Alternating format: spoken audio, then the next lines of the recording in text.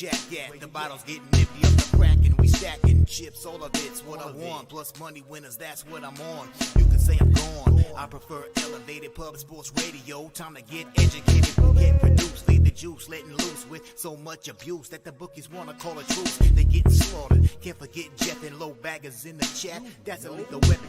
We be pubbing.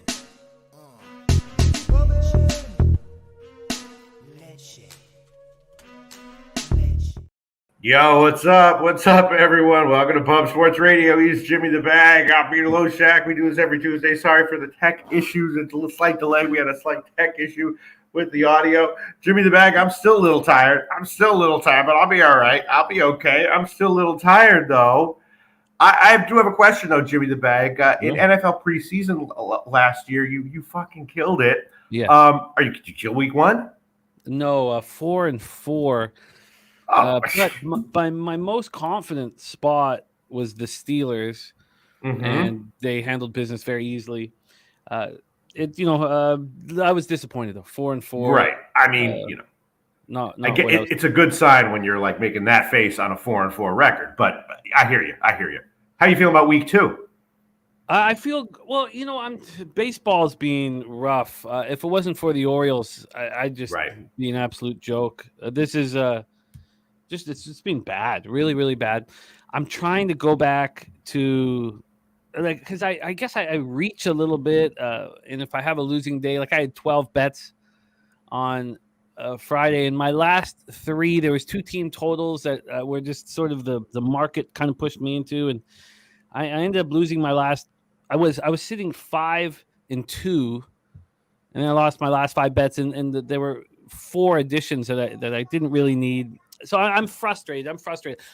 I do know about this business, and that's that, if you have a great NFL season, everything goes away. All your problems go away. People will get over the fact that you had a bad baseball season or whatever. So I'm excited about the NFL season. We have a brand new NFL show on Tuesday nights that we're announcing this week, later in the week.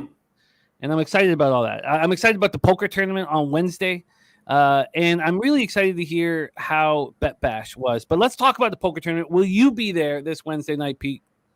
Jimmy the Bag, you know me. I'm a people pleaser. If they want me to be there, I'll be there. What do I got to do? We just want you live with us, 8 p.m. Eastern. Jose's hosting, so people can see us live. And then Jose will go from table to table to table as the action increases. Right. But I gotta register and buy in and everything, right? Yes, $25 buy-in. But you could win a free entrance to the capper contest that you won last year. You could also win $309 tickets to the Sunday Showdown, and there is a $50 bounty on the head of Jeff Slaughter. Oh, very nice. I actually already signed up, Jimmy the Bag, for both Survivor and the Cappers contest. Oh, beautiful. Now, if you've already signed up and you win, they'll send you. Jeff will send you $100. Oh, yeah. Jeff would probably just send me $100 if I just asked him, just for nothing. Just send it to me. He'd probably go, "Sure, pal. That's how we roll here. Here, Jimmy." We have questions. That one dude says, "Very interested in the poker tournament. Bet online. How do I find the table?" Just go to poker. Just go to tournaments. Go to tournaments. It's on. It's tomorrow, so they'll say Wednesday, August 16th. It's a private tournament, so you must put in Pub Sports NFL. It is case sensitive, so the pub. The P in the pub is capitalized, and the S in the sports is capitalized, and the NFL is capitalized, and it's right there. I'm signed up already. Jose signed up, and we need to pack this tourney. So thank you. Please, that one dude, roll with us, and we're gonna be live here hammering it. Billy Friedrich signed up for the Cappers contest in the Survivor pool. MLB Spreadsheet play today is in from Ron Crawford. I want to go over all this, but I also really want to know, Pistol Pete, tell us about Bet Bash. Did you meet Billy Walters? Tell us. Yeah. Billy was like, he's like, I don't really tell people this, but I'm a low bagger. He's like, I consider myself to be a low bagger. I was like, no shit. He was like, yeah, but don't tell him. I'm a very private, secretive guy. I was like, all right. And he told me, he was like, yeah, man, I'm gonna have a good life, but I'm not having a good baseball season. I said, Bill, baseball's changing, just, lower your volume and take the Pareto rule 80-20 shit. It's like, just pound Wainwright, 50 unit max bet on like Gallon when he smashed up against Rich Hill, like happened, a couple days ago. first 5 and full game, whatever you can get down on it, Jimmy the Bag. That's what you got to do in MLB. If you want to take your shot, find the teams that are rolling, like Baltimore and Cincinnati earlier in the year. Fade the teams that are absolutely awful, as we see, repeatedly all the time. And then, pick your spots with your auto fade pitchers.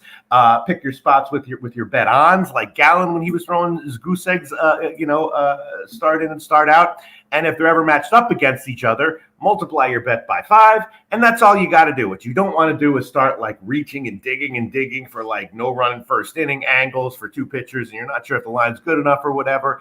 If it ain't obvious, if it ain't low-hanging fruit in baseball, I say pass. Trust me, Jimmy the Bag, it's a little bit less fun because your number of bets will be down, but your winning percentage will be great, and overall, that's what you got to do, Jim, in MLB until further notice.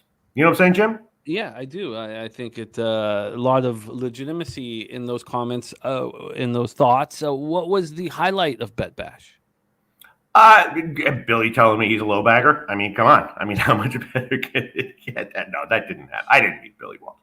I did try to snap a few videos close to him, 10 feet away, and I did get those videos, and you see my face, and you kind of see like his hair, but he was blocked out by a bunch of random people. I would say that was the highlight of Bet Bash. It was taking a video that I knew was Billy Walters, and you can look at it and you can kind of see some white hair in it. And if you really know what Billy Walters looks like, you would know that probably really was him. So I got a couple videos like that. That was the highlight. If I had to pick one, that was the highlight. I have questions. Yeah, no, he does know who you are, Jose.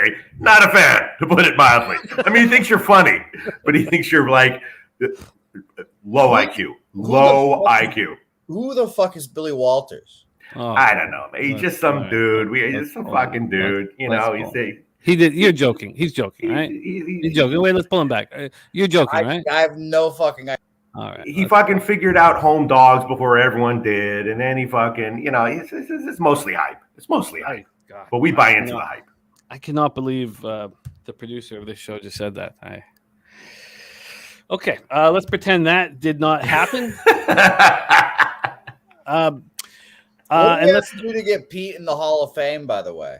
Yeah, Billy does know Nutflush. He's like, I don't really have time to follow him, but if you could forward me, whenever he gives an opinion that you think is strong, I'd appreciate it. It's like, yeah, no problem. No problem. Choked on my words. Yeah. I'm embarrassed. No, that he doesn't know who Nutflush is. Well, again, Hispanic parents don't teach me anything, so I have no idea. No, this is stuff that you can learn on your own. Where do I learn these things? Let's not. Let's not do this. Let's not do this. I did not get much sleep last night. Let me not look for a new producer for a sports gambling show. Ron Crawford Spreadsheet play of the day is in Texas -1. I mean, it's one thing not knowing fucking Diggity Dawes effects, Like, I don't blame him for not knowing Dead Prez. I'm not like, oh, you don't know. I can get past all that. But we have a gambling show. There should be some knowledge of sports gamblers. You don't probably know the Drake AI song, Jimmy the Bag, do you? Well, no, but I know he's upset about it. All right, we all know what we know for different reasons. All right, let's go here. Spreadsheet play of the day from Ron Crawford is in. That's the most disappointed in my entire life. in Jose, in my whole life. We've been colleagues now for a long time. He's a great producer. This is the single most disappointed I've ever been in him right now. Billy Friedrich signed up for the Candy. Sorry? Is this worse than Jim Candy? This is 100 times worse. This is no, seriously. Like, this is something. Okay, whatever. You might want to. Fuck it. Okay. Billy Friedrich signed up for the Cappers contest and the Survivor pool. Ron Crawford is in as well. Texas -1 and Boston -1 for Viper and B. Let me copy and paste. I'm going to be doing some copying and pasting here.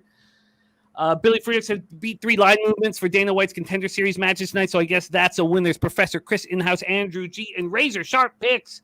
Gamblers First Glance is in, and I will be at this very baseball game tonight, and my daughter gets to see her favorite pitcher, Yusei Kikuchi, pitch again. We got great seats. Expensive seats. It's going to be a lot of fun. Razor Sharp Picks, Gamblers First Glance. I have moved on this game. I've moved on the unders in this game. Kikuchi versus Wheeler. Gamblers First Glance is in from Razor Sharp Picks. There's Mikey M in the house. Viper MB says he also likes the Jays Will Tail NJ Striker. Serious business. Chocolatey Waterfall. Morgan Spooner. Slatsy says Orioles keep rolling for us. Right back on them today. Really like the under in the James game first 5. Good. I'm on that too, but I like the bullpens as well. Morgan Spooner says, thanks for Brady Singer Day. Look, can you believe that I even screwed that up, Pete?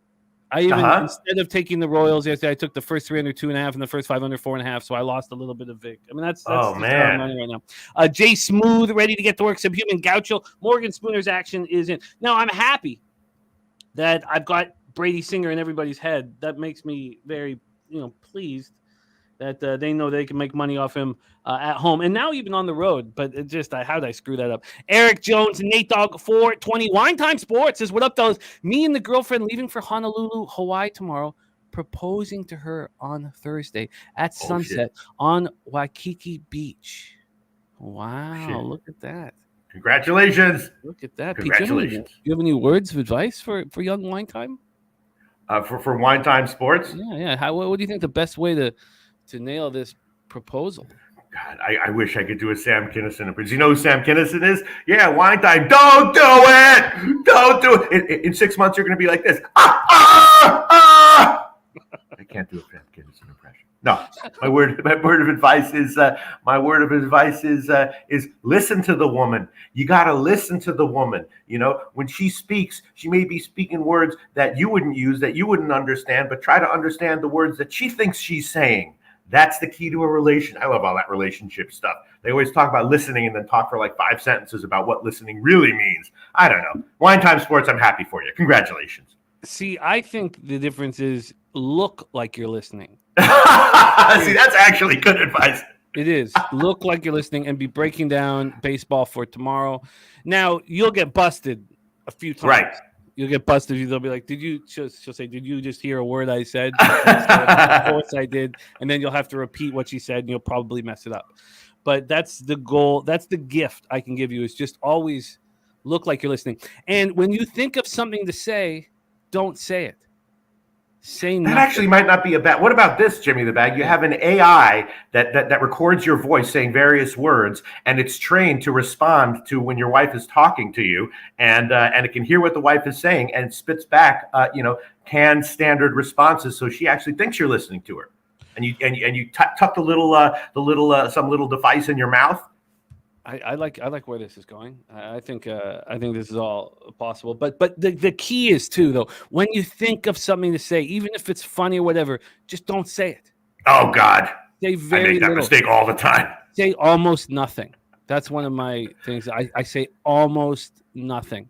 And then when you ask them, do you think that's funny? And they say no. And then you tell them, do you realize that if anyone else in the world was watching this from the outside right now, they would be laughing their asses off? And they're like, no, they wouldn't.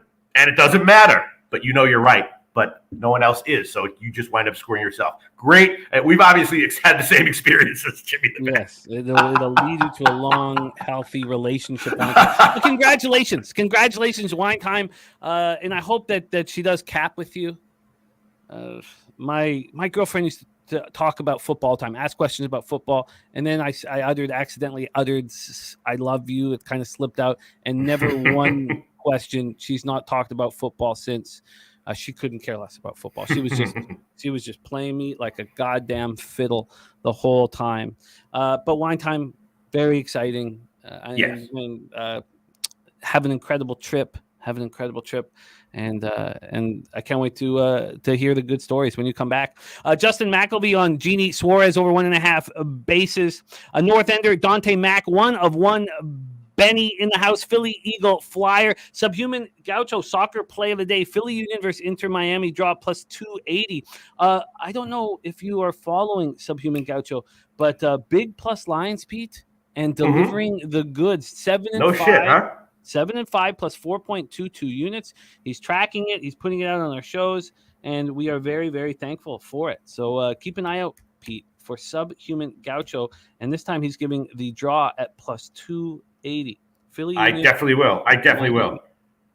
Philly Union versus Inter Miami. Chocolate Waterfall says, hey guys, I went to Von Polo's baby shower. His wife is nice. Wish you guys could have been there. He got a lot of gifts, but he didn't get a stroller for the baby, so I think I will be making a donation. Very, very cool, Chocolate Waterfall. Yeah, I was thinking about them on a Saturday, and I tweeted out their the baby shower and all that stuff. And I love Von Polo and that family. So cool that you went, Chocolate Waterfall. I love the idea of this community that we've been building, hanging out with each other and growing and all that. It's very, very, very exciting. And Nova, that's the name of his son. Nova is the future Von Polo, Pete. Nova. Very, very nice. No, seriously, I'm very happy for everyone who has a family and a good woman there. The truth is, if you got a truly good woman in your life, I mean, you're way ahead of the game in like 5 different ways. So congrats to everyone who does. And I hope that's as you, Wine Time Sports. And even if you have a truly average woman. It's okay. It's not bad. It's not bad. You are way ahead of most everybody. Sweaty Butcher, Mike Wilkerson, Ricky Bobby, Justin McElvey, who's given us the genie spot. Look at that. Saturated says, what's it cost a guy around here for a birthday parlay? We almost hit our friends and family parlay on Friday. We came down. The Giants tried to make it Jose's spot there to close up the parlay. Just fell just a tiny bit short. We almost did it. We need, what's it cost a guy around here for a birthday parlay? Which means it's Saturated's birthday. Happy birthday to you, Saturated. One other thing, Jimmy the Bag. This jacket I'm wearing, I bought it special for the Bet Bash just for the hell of it. And now I know I'm wearing a fucking faded, gross T-shirt underneath it, but we'll see if there's any luck involved in this nice little jacket here, Jimmy the Bag.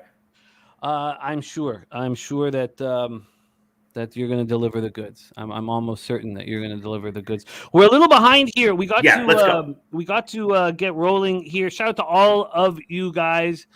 Here in the chat, we have Braves team total over from Mike Wilkerson, Cubs and Astros money line. I thought about moving on the Astros. The market just didn't really fit, but you'd have to think. I mean, they were barreling Garrett yesterday and just getting unlucky. A great group ready to go. Steve G, Viper NB ready to go. AOD, Lucas Ryan, Razor Sharp Picks, Sancho. I like it. And Wine Time Sports saying, please give his book a read. Billy Walters. It's called Gambler. I thought it wasn't coming out for his new book's not coming out for like another month or two. Is that right? Unless you were already at the Bet Bash and you got the pre whatever and the pre this and that. Yeah, it's already out, Jim. Not to the official public. Not to the public though. There is Clint Starr, the Die Hard MMA podcast. Another 6 units in the black for him on UFC this past weekend. So he's now up 90 units this year, Pete. Yeah, unreal. 90 units. Our friend Clint climbing. He's going to hit triple-digit units. We're all extremely proud of him. And every capper needs to see what he's gone through, not only to reach the highs that he's found in his career, but also we saw what happened last year. He struggled and he took heat. He took a lot of heat from people, and he was continually transparent and continually honest. And there's going to be down years. And what you need to do is you need to bounce back from a down year. And now he's having the greatest year of his capping career. And it's really, really important that we see what Clint is doing. And he's just leading by example, as he's always done. Stimmy OG says, all I know is to bet the Orioles air day. Yes, air day. We're going to bet the Orioles. There's Mr. Heat, Al Cervic in the house. Our friend Al Cervic, OG Lowbagger. A bankroll. Spence says, Jimmy, think we get in the back door with the Royal season total wins bet? No, I don't. In fact, I did the numbers last night on all my win total bets to see what I needed. And no, the Royals are not going to win 30-plus games down the stretch here. All right. Nutflush On says, for those of you who don't know, downtown San Diego teams have a tendency to hit that downtown after the first game in town. Let's copy and paste Clint's action for UFC 292. And don't forget, we have a big show for UFC 292. And Clint is a great poker player. He, I hope, will be in our poker tournament. Reclaim James ready to go.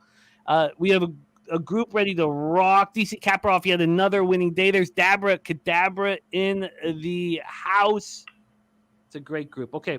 I think that we have missed some of you, and I apologize for that. Virl Video and others. Oz B in the house. Jay's final take. Lamont Williams ready to get to work. Lamont Williams, what a monster. Max bet is in, and it's the under 7.5. So this was funny. I was watching it so closely all day yesterday, this total, because I knew I was going to the game. And the initial move was to the over. I mean, I could have got the under 8 at plus 100 at Bet 365.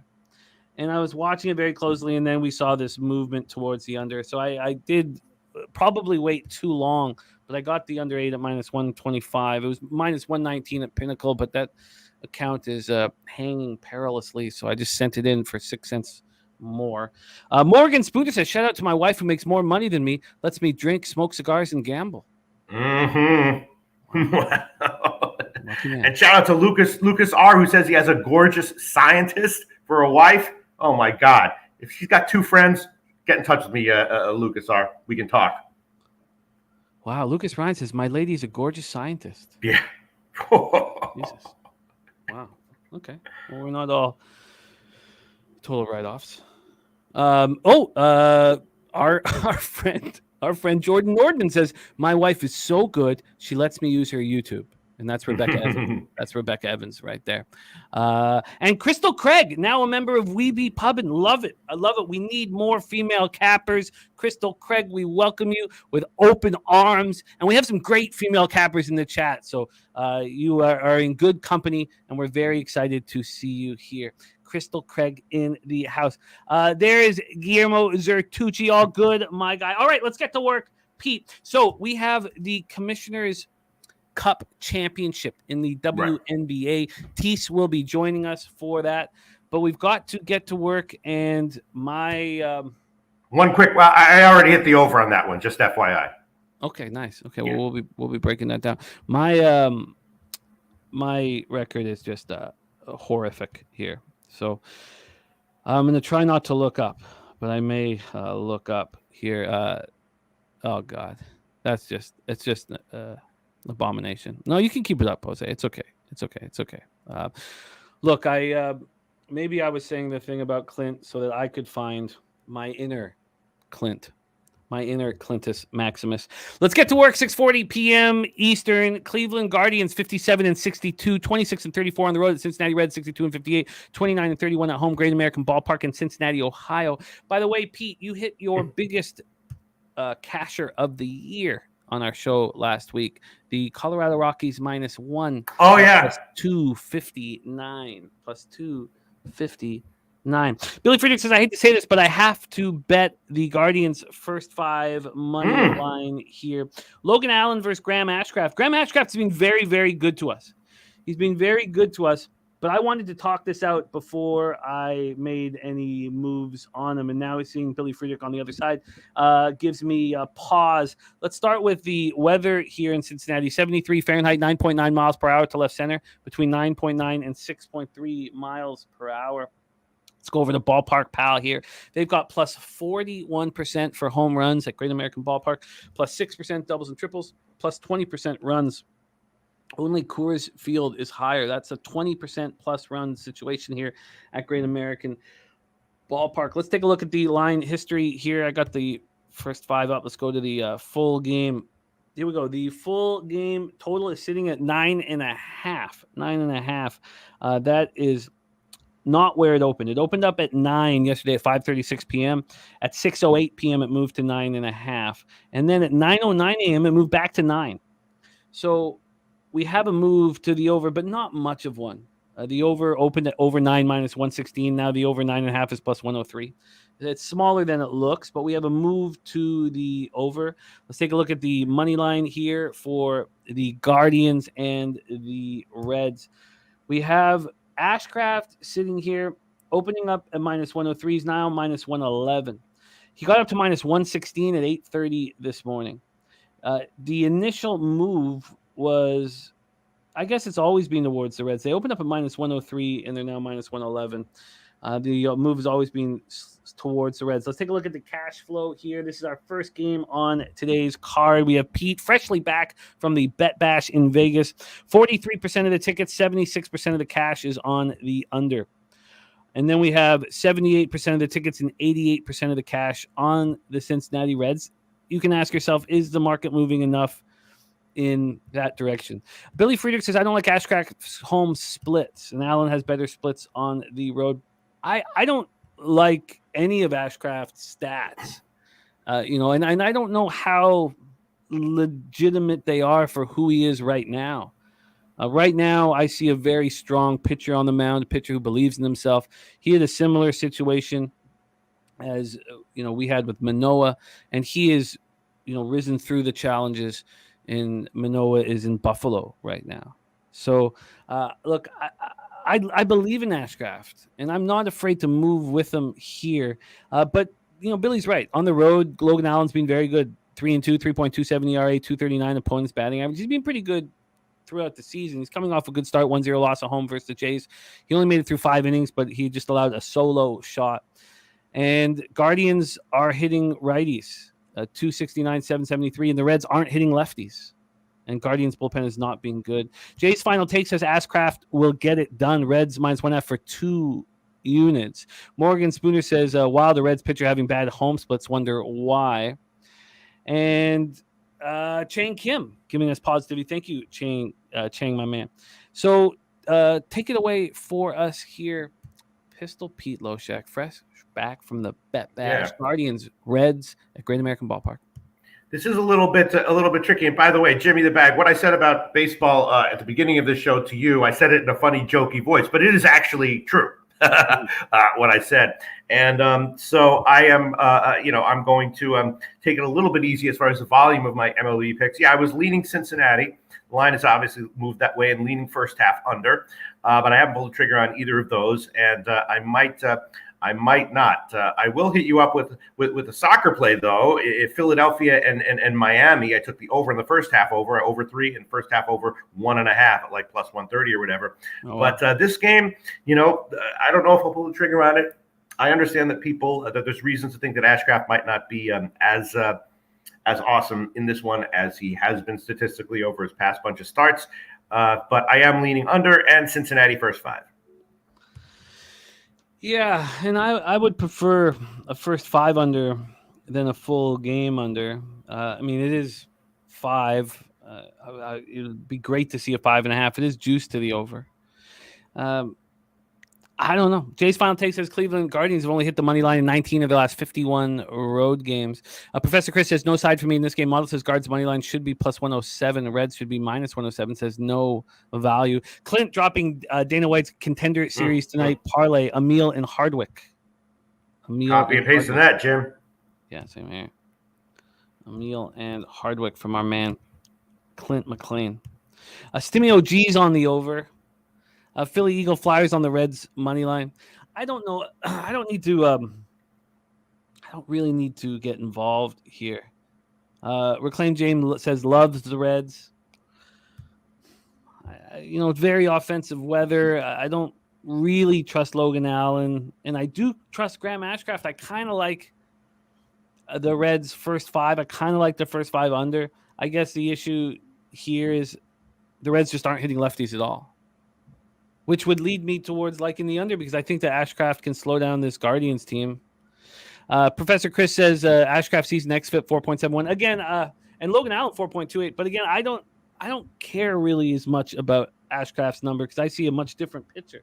If I know we need to move on from this spot, and we will here, but look at what Ashcraft did in July. I mean, he's just being a completely different pitcher. Let me pull up those stats. Are we just going to move past this game at this point, Pete, or do you want some involvement? No, I think I'm going to hold off right now. I'm going back and copying and pasting things. I see here that Subhuman Gaucho actually likes a draw in the Philly-Miami game, and I'm wondering what he thinks of the over in the first half over as well. That's very interesting. And shout out to North Ender. I love like extremely understated, funny comments. North Ender goes, "Way to study your industry, Jose." Nice. Yeah, I think I'm going to hold off, Jim. In July, Ashcraft was 3-1 with a 1.84 ERA. He allowed 2 home runs in 29 and a third. Now in August, he's already allowed 3 home runs in 15 innings. But other than those barrels, I mean, they're only hitting 154 against them. Stimmy says, I like the over, but I'm just going to bet the Orioles. That's sort of what I'm thinking here. Not that I like the over, but just that why just do anything but the Orioles. I guess I have a slight lean to the first 5 under, but I'm going to leave that first 5 under 5 full of question marks here. I'd much rather have a 5.5. Okay, and I kind of like the Reds first half, but I don't trust their bats against lefties. We've said enough here. Let's move on to the next game on the board. 6:40 p.m. Eastern. Houston Astros 68-52, 35-26 on the road to the Miami Marlins. 63-57, 37-25 at home. We're at Lone Depot Park in Miami, Florida. We have Christian Javier going up against Johnny Cueto. I do not trust Johnny Cueto on the mound, but he is a professional, and he seems to get the job done, especially through 3 innings. Let's take a look at the line history. We know the roof will be closed in Miami. So first off, for the money line, we have these Marlins opening up at plus 112. Now they're at plus 113. So, no movement. I'm surprised that there's been no movement towards the Astros. That might just be enough just to keep me off at this point. And also I watched the game yesterday, and there was they had runners on every inning. The fact that they weren't able to deliver was shocking to me. This total opened up here at 8.5. It moved to 9. Moved to 9 at 8:14 this morning. Let's take a look at the cash flow for it. We have 65% of the tickets, 63% of the cash on the under, and it's moving to the over. It's 50-50, which surprises me. 50% of the bets and 53% of the money on the Astros. I guess Javier's not to be trusted, but he's been bad on the road, 5.17 ERA. But I don't fear the Marlins bats. 250, 691 average since July 15th. All my stats are going to be from July 15th, not from July 1st anymore. Astros 246, 755. I think they can get to Cueto. Cueto had 19 innings at home. He's allowed 5 home runs. Both bullpens have been pretty mediocre. Take it away for us here, Pete. Astros, Marlins. All right. Sorry. I thought I heard something over there for a second. I'm not sure what the hell was that. So I didn't hear anything you just said. All right. Astros, Marlins. Yeah, this is an interesting one, a tough one. I would be leaning over and leaving early overs. But it's a little bit of a suspiciously low line. Both Cueto and Javier, I think, are vulnerable here. So yeah, I haven't pulled the trigger on this one. It's been I'm still a little bit tired, so I haven't jumped on the lines like I normally do, or would think about doing, or plan to do. So, but definitely leaning early overs on this one, Jim. Yeah, I mean, it seems that's where the market is going. I don't feel DC Capper on Houston at minus 120. It's such a fishy number, DC, for me. It's just too fishy. I've got to let this go. I've got to go back to exactly what I did last year. And it was right around this time last year where I got really, really hot. I'm just going to stick, and everything has to correlate. And right. I'm not, what I've been doing this year and of late, Pete, is where the market is indicating something and it doesn't necessarily correlate with my capping, but I could see it. Like, oh yeah, I guess I could see that happening. And so I bet it, and that's not been working. So I'm just going to stick to everything working. Everything has to correlate or I won't pull the trigger. There's our guy Top Set in the house. JP says Astros got to get runs in before they get to the middle of their order. 6, 7, 8, 9 can't count on them. No, he's right. He's right. All right. I'm sorry. What did he say? He just says Astros got to get runs in before they get to the 6, 7, 8, 9 of their order. You get up to that spot with, whether it's Myers or Maldonado, it's pretty ugly. Jay's final take. Oh yeah. Sorry. Go ahead. Well, I was say Jay's final takes is everything says Astros, yet they are cheap. Yeah, it just It doesn't make sense. Billy Friedrich saying 59 plate appearances for Astros versus Cueto, and they're only batting 175 with him with a 193 slugging. Stimmy OG, you're the man. I love capping with you, dude. Take it away, Pete. Is there anything you want? I was thinking about running the first inning, yes, at like minus 113 or something like that. That is that's tempting with these guys, but I guess I'll hold off for now. Let's hold off and let's talk about the Boston Red Sox and give Jose the chance to redeem himself from not knowing the most important person in the entire gambling history of the business that we are in. What was his name again? Bill Withers? Billy. Boston Billy. Red Sox 62-56, 27-28 on the road at the Washington Nationals, 53-66, 25-34 at home. We're at Nationals Park in Washington, D.C. Let's take a look at the weather here in D.C. 76 Fahrenheit, 5 miles per hour in. Then it starts blowing out, but it's very light, 2.84. It's this very light wind. Take a look at the ballpark pal here at Nationals Park, plus 27% home runs, plus 13% runs. That is wild. Equinimus says Pivetta will hit 11 strikeouts tonight. Billy Friedrich on the first 5 over 5. There's Ken Mizrahi in the house. We love you, Ken. OG low bagger rolling with us. Okay, so we're in Nationals Park. We have Slick Nick Pivetta going up against Josiah Gray. Let's take a look at the line history. We'll start with this total. This is climbing offensive weather, and it is climbing. It opened up at, 9. It opened up at 9, sorry. But it lasted there for 5 minutes and went to 9.5. Then it went back to 9, which is a little surprising. It's stuck at 9 at 10:18 a.m., and that's where it is. It's stuck at 9. Now, or 9.5, excuse me. That over 9.5 was minus 113 at 10:42 a.m., 1 hour ago. Right now, it's even money. So market moving back towards the under in this one. Let's pull up the money line for Pivetta versus Josiah Gray.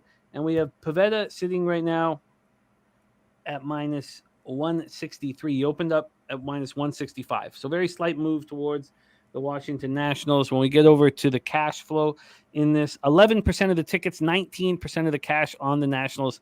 This line's not moving. 89% of the tickets on the Boston Red Sox, and this line is not moving. On the total, 73% of the tickets, 79% of cash on the over, but we sort of see it moving towards the under. Very strange. Pivetta, 4.16 ERA, 1.17 whip. I'm interested to hear what Jose thinks of Pivetta. They were using openers for him for a long time. He was much more successful out of the bullpen than he was at home.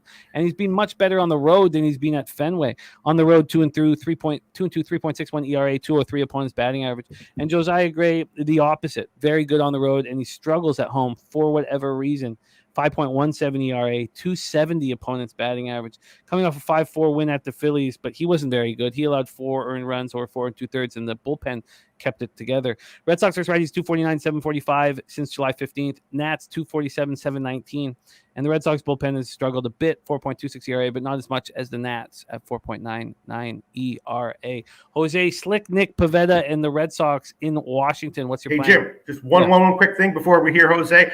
You can put that run in the first, yes, for the Houston game for me as official. Minus 113 current line at Pinnacle. Houston, Miami, run in first, yes. Minus 113 current line Pinnacle. Jose, take it away. Yeah, this is a tough game. Admittedly, all my bets in this game or all my leans have been towards the Nationals here. I still trust Mick Pivetta. You know, I like Nick Penvetta more than Nick Starter Pivetta. 5 innings, 4 hits, 2 earned runs on 2 home runs against the Royals last time out, and he was actual starter then. So it seems like he's earned the distinction of being able to go out there and start again. But I agree. I think he was better with an opener. I would rather see him there. The only reason I haven't bet the Nationals here is Josiah Gray's home road splits, like you mentioned, are kind of fucked.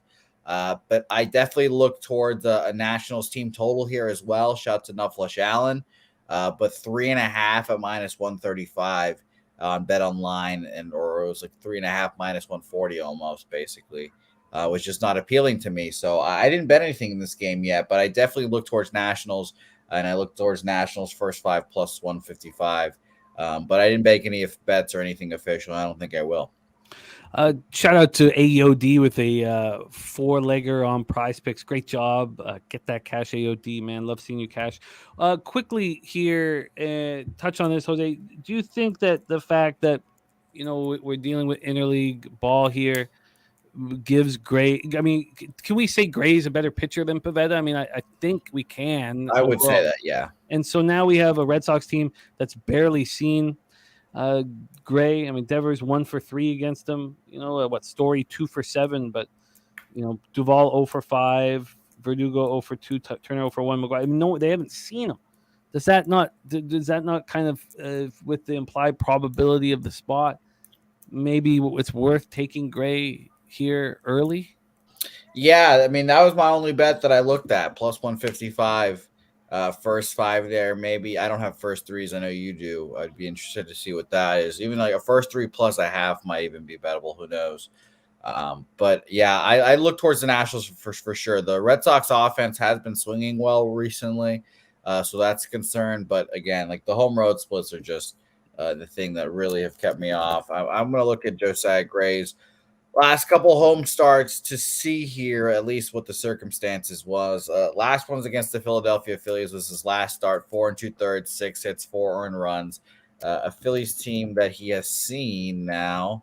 That was his 3rd time against the Phillies, so you can kind of see why. Or actually, that was at the Phillies too. I'm even reading it wrong. So got crushed there. Milwaukee Brewers at home got crushed, 3 2/3, 5 earned runs. Milwaukee, not good offense. Pitched well against San Francisco at home.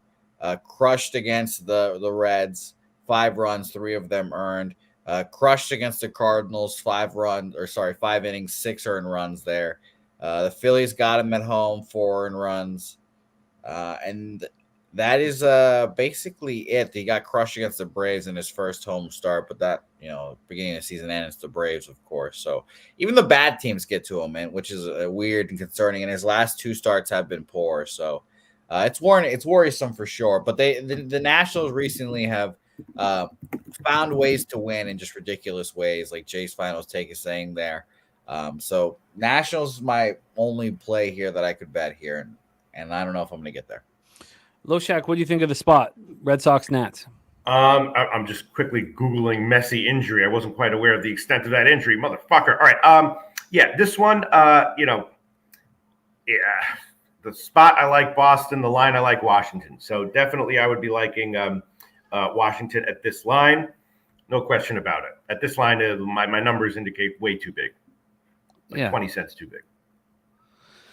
Yeah, I agree. And I think that there's an advantage with, getting out of the NL East. Let's get them in a spot where, they don't know them. We have DC Capper on the under, Justin McElvey on the over. I'm interested in the Nats. The first 3 plus a half at Bet365 is too expensive, minus 135. It's right on that line, on the precipice of being too expensive. And then the first 5 plus a half, you can get around even money up to minus 110. I have some interest in that, and I'm interested in it. Jay's Font takes us. Red Sox have hit the game total under in 4 of their last 5 games. Washington have hit the total under in 12 of their last 21 games at home.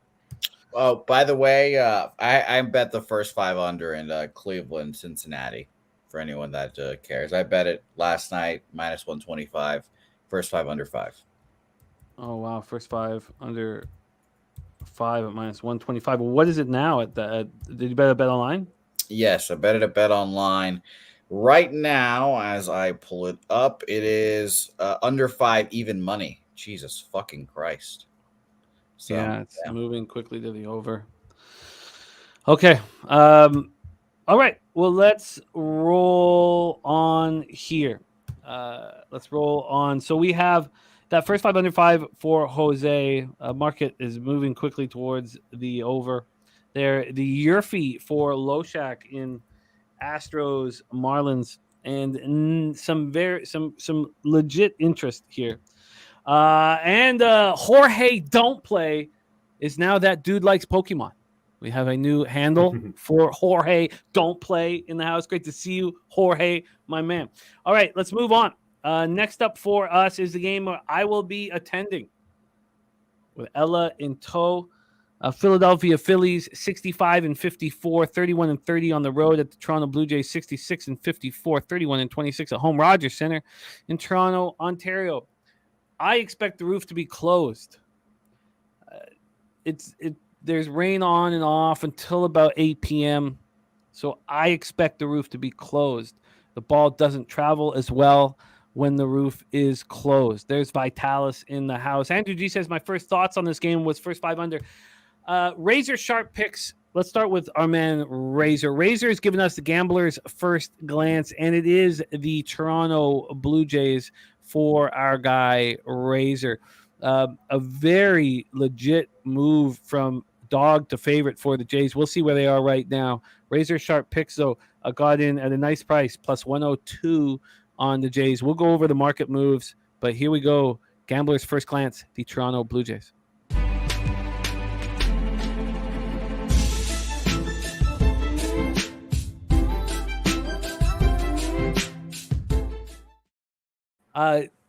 Ken saying, will you be doing any live Saratoga cards before the meet is out? I would really like to. The problem is that I have to go away. I will be away when the Traverse is on, so I'm not sure at this point. I'm not sure. Mike M, Pimp Slap play of the day is in. It is the under 8. The under 8. I doubled up on the under, and I stared at this line for a long time.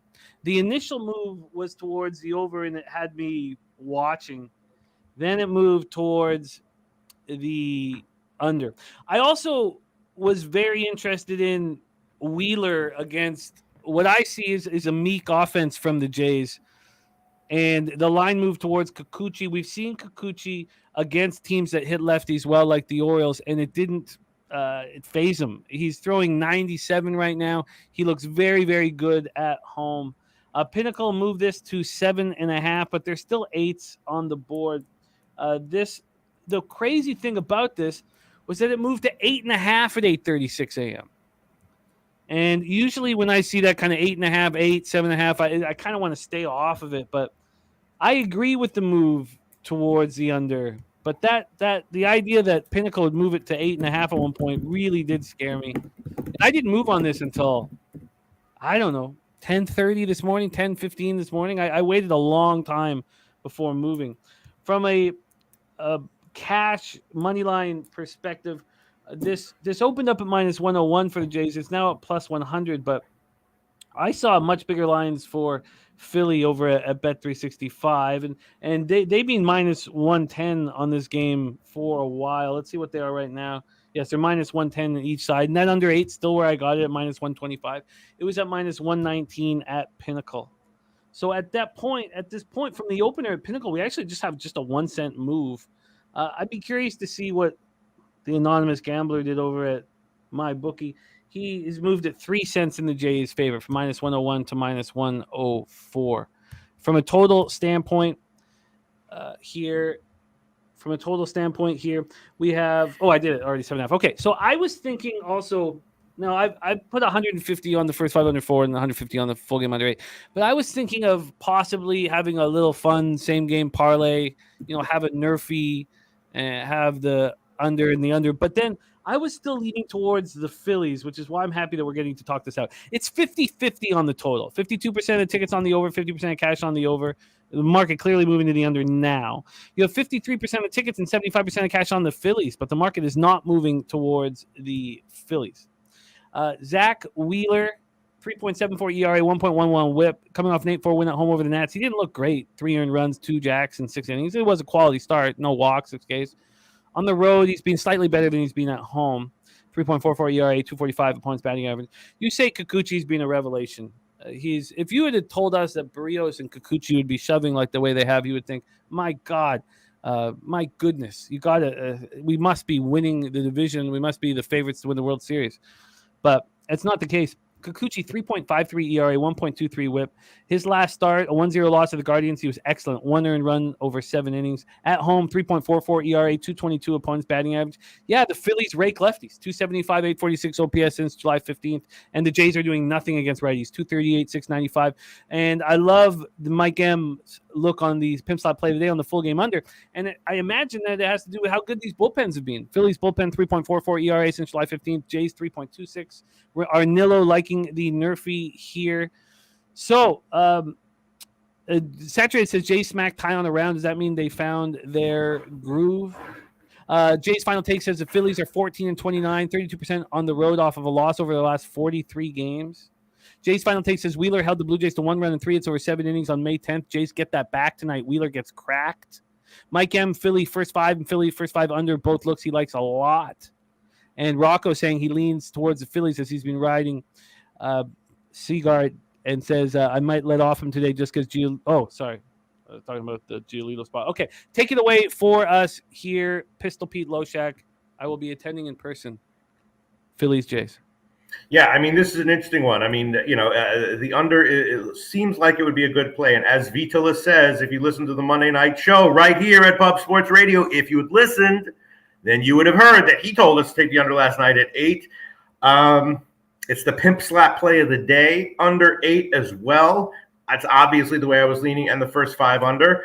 I mean, Kikuchi has extremely high volatility, and he has his whole career, right? At one point, he was a borderline auto fade guy, but it wasn't because he was injured or whatever. Went back and found his mechanics, and now he's a borderline auto bet on guy.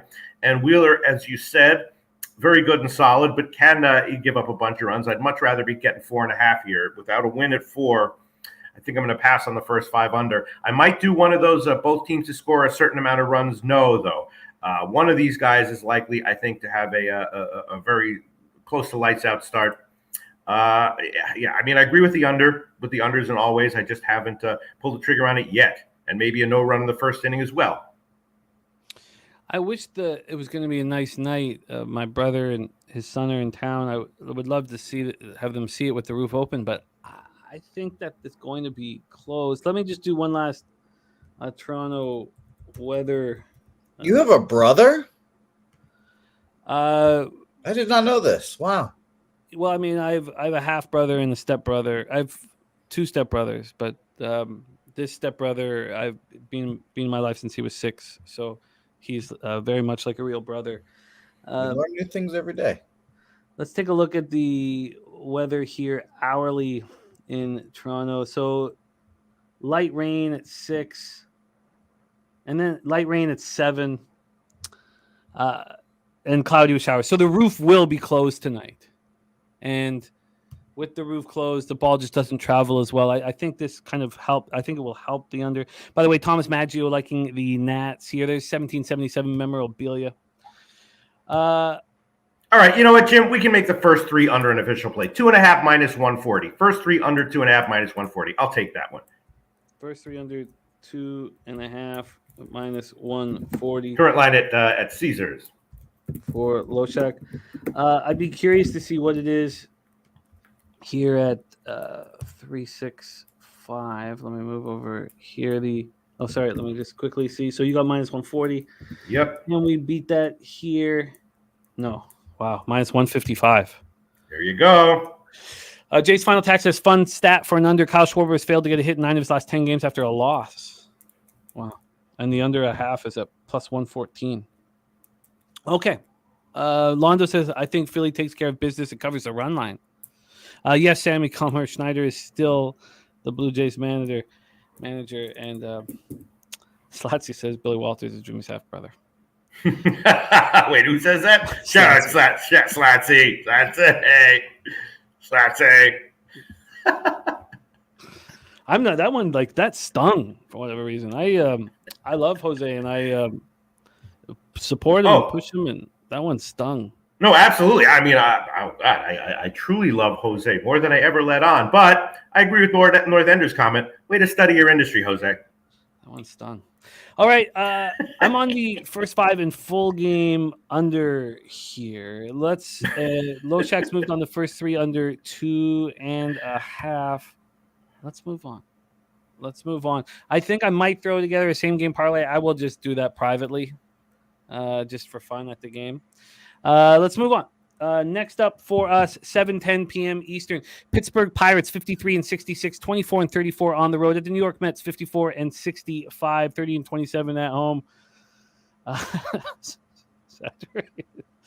Citi Field in Queens, New York. At least it's bringing some levity to the show, I guess. But it's still, I'm angry about it for whatever reason. I got to get over this stuff. I hold on to these things for when I shouldn't. Let's go. Actually, I mean, the truth is, well, why the fuck would he need to know that? I mean, it's kind of interesting and historical, but to be him, to have a good time, to do his job, why the fuck would he need to know that? He wouldn't.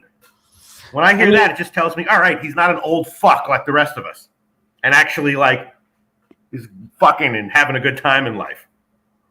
Yeah, that's a good way of putting it. Why the fuck would he need to know that? Yeah, I mean, you can cap NHL and not know Wayne Gretzky. Yeah, exactly.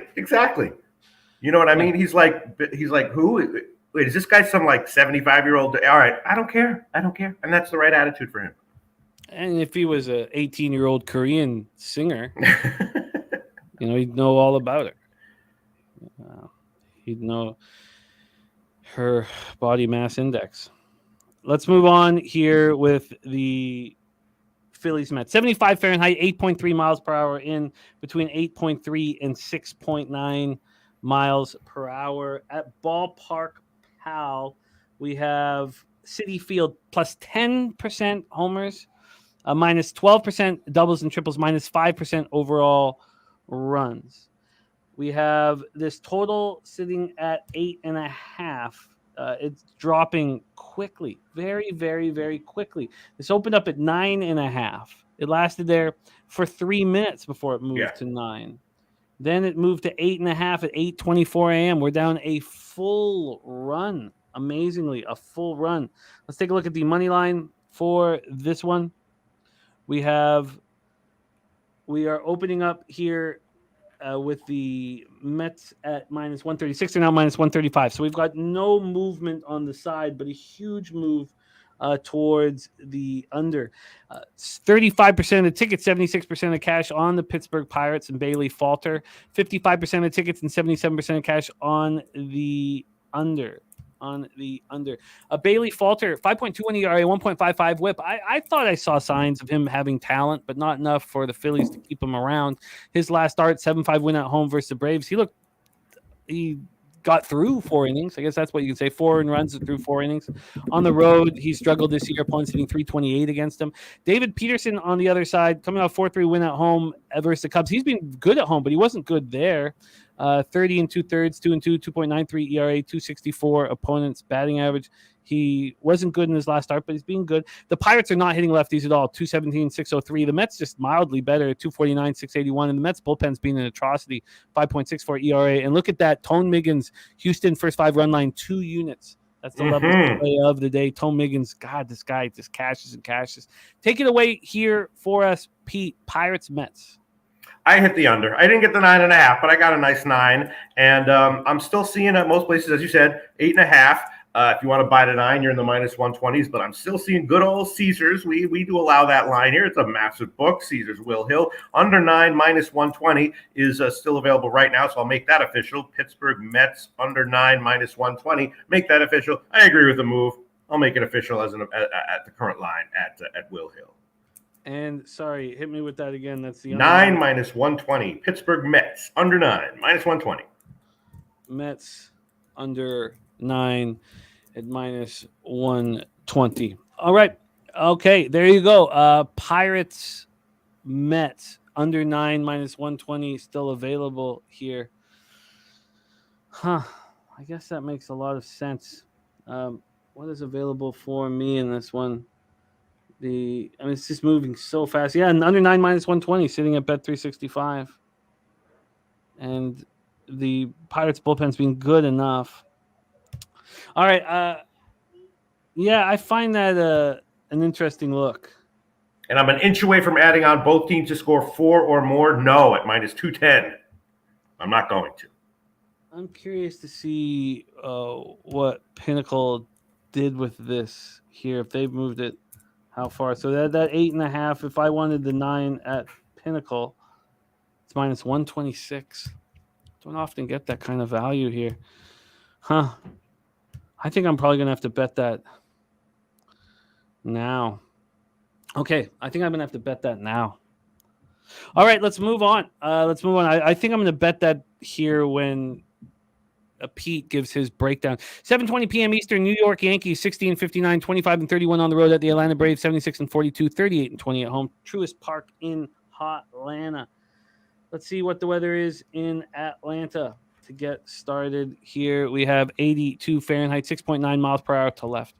Everybody in the chat was talking about how Luis Severino's going to, how you have to take the Braves team total over in last night. But it was funny not watching the market move towards the over. Fishy that it wasn't doing that.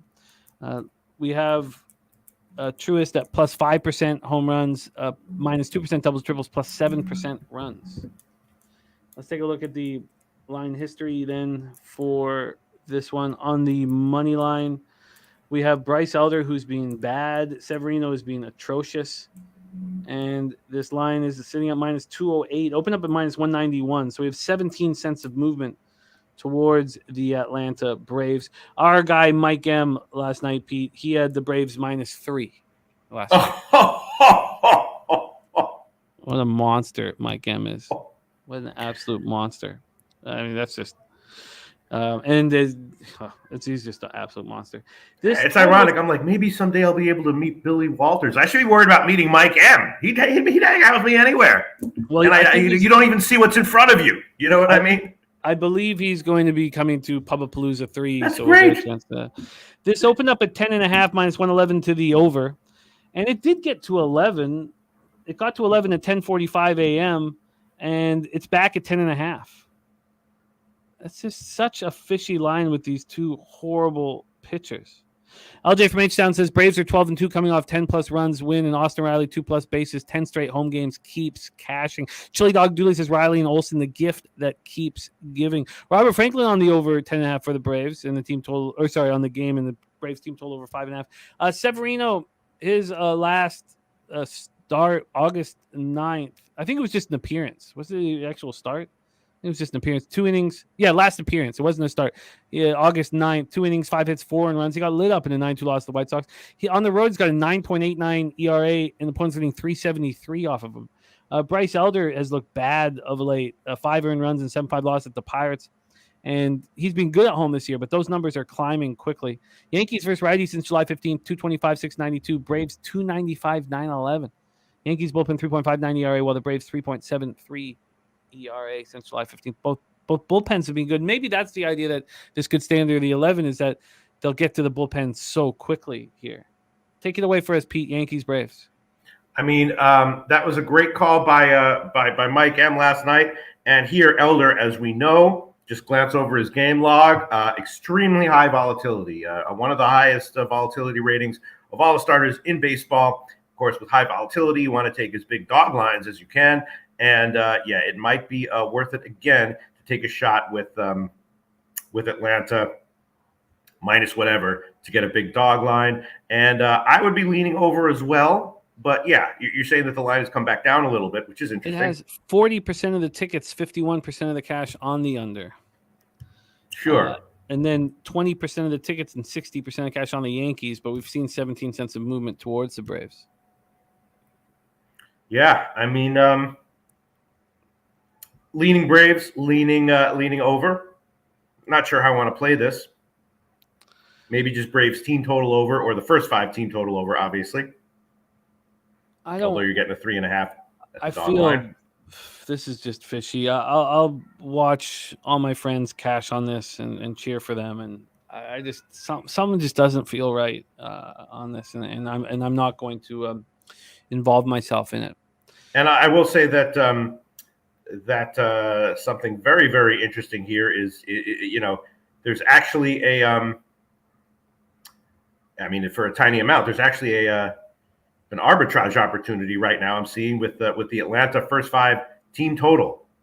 It's at Heritage, it's minus 125 to the over, plus 105 to the under, and at Pinnacle, it's plus 104 to the over and minus 125 to the under. So you rarely see stuff like that. I mean, wow. You could do it, not a lot of money you could make from it, but it's just interesting from a market perspective that exists at this moment. Yeah, that is interesting. I'm surprised. Quite a significant current arbitrage just with Heritage and Pinnacle. Heritage is normally considered a very sharp book. They're not a slow-moving book, so Interesting situation here, Jim. Saturated. Part of the reason why I have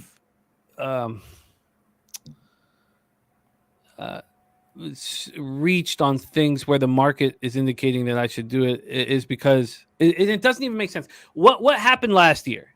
This is what happened last year. I would have a plan, but I haven't bet it. I would come to the show.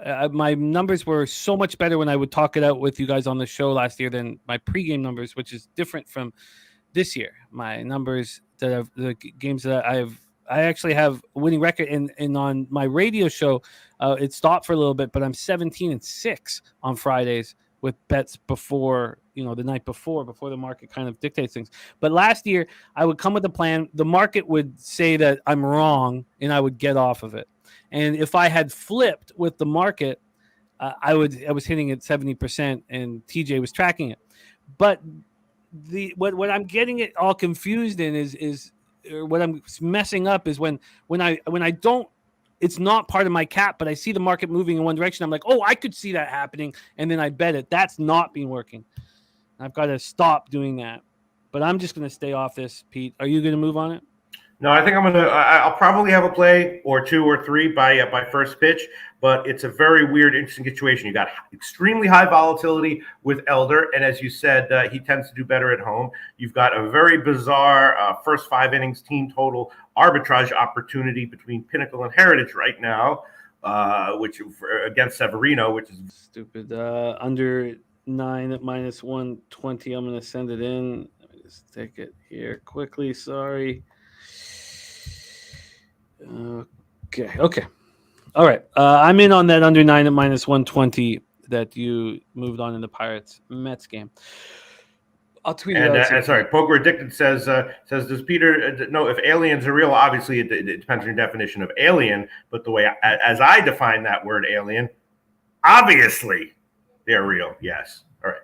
Go ahead, Jim. Just want to address a comment. No, important stuff. 7:40 p.m. Eastern. Detroit Tigers 53-65, 27-32 on the road to the Minnesota Twins, 62-58, 33-24 at home at Target Field in Minneapolis, Minnesota. Alex Faedo going up against Bailey Ober.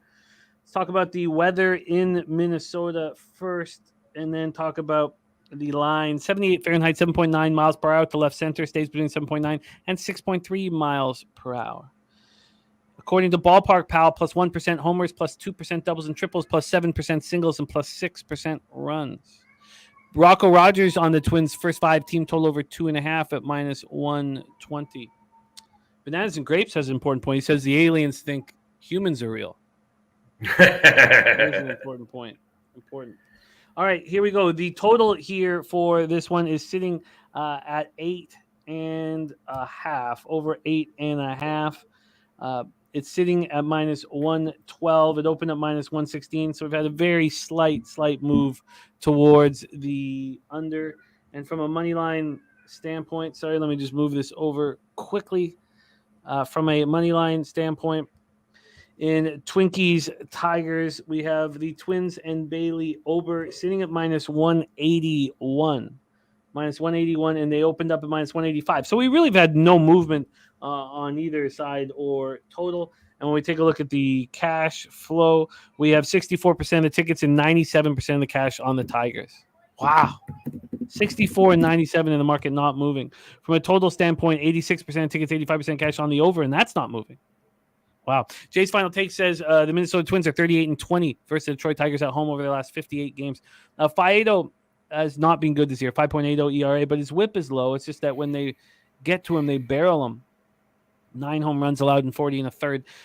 Last start, 4 2/3, was right against these very Twins, and he allowed 3 earned runs. It was at home. It was a 9-5 win, and he went up against Bailey Ober, who allowed 5 runs, 4 of which were earned. He did not look good. He's not looked good of late, but he still has great overall numbers. Twins versus righties, 254-809 since July 15th, and the Tigers 251-703. The Twins bullpen's been falling apart, 4.95 ERA, where the Tigers bullpen's been okay. Rocco Rogers says Faedo gets touched today. What does Pete Loshak think? Tigers Twins. Yeah, I definitely was liking the over in this one, and at the line like in Detroit. So it's interesting that all that money's coming on Detroit, and the line hasn't moved. I didn't necessarily like the spot for them, but at the line was too big, and I was definitely liking the over. And yeah, I got to think about some official plays here. Obviously, both teams to score first three or first 5 over, something like that, for running the first yes, something like that. I want to make at least 1 or 2 things official here, Jim. Yeah, I can understand it. You kind of feel like they're both vulnerable, but 86% of the tickets, 85% of the cash on the over, and yet we're sitting here with this line just not moving on the total. It's I don't it's going to keep me off. I don't like when pitchers get touched up against their opponents and they face each other again 5 days later, unless I'm believing in the under. And because I feel like now I don't have numbers to back this up, but I feel like too often we see pitchers sort of right themselves after a bad start against the opponent, and then I see all the public on the over and this market not moving towards said over. I'm going to stay off. I'm not interested here. Yeah, I'm just glancing around. I hear you, Jim. I'm thinking about what I want to pull the trigger on. Maybe I'll just do the first 5 over at 4.5 minus 117, something like that. Yeah. Sorry, let me just edit this quickly. Yeah, I'm just looking for some lines as well. Yeah, it doesn't seem like it's a lot of pressure on the over, and it's at Pinnacle especially. Wow, look at that. Yeah, kind of first 5 under pressure at Pinnacle. Yeah. Yeah, it just makes me not want to be involved. And that's what I'm going to do. I'll probably have a play on this by first pitch, or maybe by the end of this show. But I guess as of right now, I'll hold off. And don't forget, it's saturated birthday. Birthday. So we need to deliver the goods to our friends. You will. Saturated. All right, let's move on. Next up for 7:45 p.m. Eastern, we have the Oakland Athletics at St. Louis Cardinals at Busch Stadium in St. Louis, Missouri. Spencer Watkins back in the major leagues just before turning 31. Wow, he's back. He was atrocious when we last saw him. Actually, it wasn't that bad in 2022. In 2021, he was horrific. 2-7 with an 8.07 ERA, 1.70 WHIP. 2022, he wasn't so bad. The Orioles don't need him. So they have handed him off here to the Oakland Athletics. So when he was in Norfolk, he was bad. 7.27 ERA, 1.92 WHIP. Then he comes over to Sugarland for the A's, and he's even worse. 1-3 with a 9.74 ERA. And a 2.21 WHIP. I mean, this is just a horrific Spencer Watkins going up against Dakota Hudson, who has looked good enough, coming off 3 earned runs over 5 innings at the Rays, 4.31 ERA, 1.40 WHIP. Let's take a look at the weather first here in St. Louis. In St. Louis, we have 77 Fahrenheit, 7.7 miles per hour left to right. Dies down to 4.5. Not much of an issue here. And Busch Stadium minus 10% home runs, minus 4% doubles and triples, minus 7% runs, which is interesting. Mike M says the Oakland spot today puts him in a 1-12 scenario, and also a 12-1 to the over. All that cash on the A's is nuts. He said, I'd look to the over here. Let's take a look at all that cash right now on these Oakland A's. First, we'll take a look at just what the line has done. This is sitting at Pinnacle at plus 195 right now on the A's. They opened up at plus 188. So it's 7 cents or 8 on the other side of movement towards the Cardinals. And from a total side of things, we're sitting here at 9.5. We're to Pinnacle. 9.5 minus 113 to the under. And this was at 9 for a while. This was at 9 for 17 hours, but it's back at 9.5. That's interesting. So overall, we've had 5 cents of movement to the over. And when we look at the cash flow for this spot, 78% of the tickets, 86% of the cash on the over 8.5. And from a money line standpoint, we have 10%. Oh, sorry, that's not it. Sorry, we have 50-50 on the tickets, but 99% of cash on the Oakland A's. That is absolutely wild. Absolutely wild. Take it away for us here, Pete. Cards are hitting righties decently. A's are hitting righties okay. And they had a wild game last night. Take it away for us, Pete. A's, Cardinals. Yeah, this is a very tough. Obviously, I didn't even see a line until just now. I mean, I knew it was going to be Watkins, but I didn't see a line until just now. That line is a little bit tough with Hudson in there. I'll have to look into it a little bit more. Obviously, at first glance, the St. Louis first 5-team total over 2.5 at -148 is something you might want to think about. But I mean, Watkins is long term, big sample size, obviously dog crap. But he's capable of giving you a small run of decent 5-inning starts here and there in the majors before he's done for good. So I'm not convinced he's an auto fade yet. I may have a bet on this one by first pitch, but as of right now, I didn't have any lines to even work with, so I have no opinion on a bet as of right now. Well, we have a move on our next game from our friend Ron Crawford, who is now 37-29 on the show, hitting at 56.1% plus 7.08 units, ROI plus 10.73%, average line -104. And our friend Ron Crawford is moving on the Texas Rangers -1 at -120. And shout out to our friend Ron Crawford.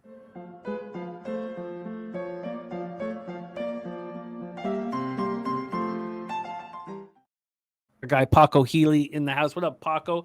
We're in Globe Life Field in Arlington, Texas. The roof will be closed. Giolito going up against Montgomery. Giolito had an interesting year. His splits were really well defined. He was excellent at guaranteed rate? Is that what it is? Yeah, guaranteed rate field in Chicago. Excellent there. And then he struggled on the road. And that's continued here for the Angels. So he's not looked good on the road. Overall on the season, 6.15 ERA. Opponents hitting 288 against him, and he's allowed 17 jacks and 67 in the third. Going up against Jordan Montgomery, he's looked really good.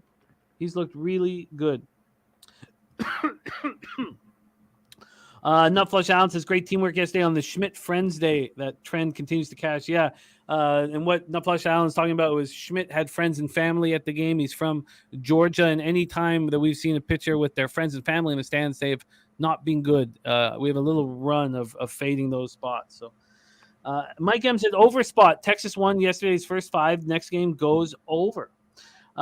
Billy Friedrich says Giolito's historical numbers versus Rangers are very strong. So let's take a look at the line history here for this one, and we are guided by our friend Ron Crawford in this spot. Giolito versus Montgomery.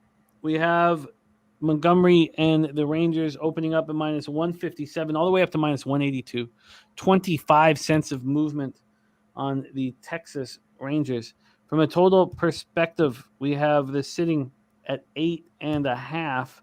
Now, it's heavily juiced to the over 8.5, but it did come down from 9, opened up at 9. So we do have a move to the under, but a big move to the Rangers. Let's see if the cash follows suit here. It does not. This has 11% of the tickets and 83% of the cash on the Angels. The market moving away from them. And then 78% of tickets, 86% cash on the over. And it's gone from 9 to 8.5. This is fascinating. Both bullpens have been bad, and the Angels are hitting lefties, and the Rangers are hitting righties. Londo said he told everyone Sandoval was going to get crushed. You were absolutely right, Londo. Excellent work. What about here, though, Pistol Pete? Giolito, Montgomery, Angels, Rangers. By the numbers, it said take Texas at like -155 or so. Where has the line moved? Oh, shit. Yeah. Wow. Look at that move, Jim. Huge. Wow. Yeah. My numbers probably would say pass on this one at this point. Yeah.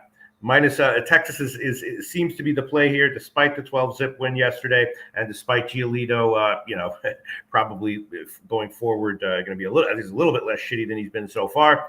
Yeah, I mean it's got to be leaning Texas, even at the current line. Maybe I'd take a Texas one now, -1, and as far as the total is concerned, it would lean under. My number's like the under at 9.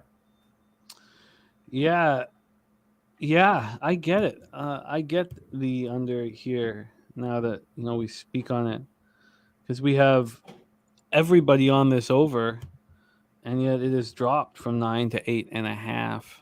Jay's final takes his Angels have gone under their team total 3.5, 7 of their last 10 games.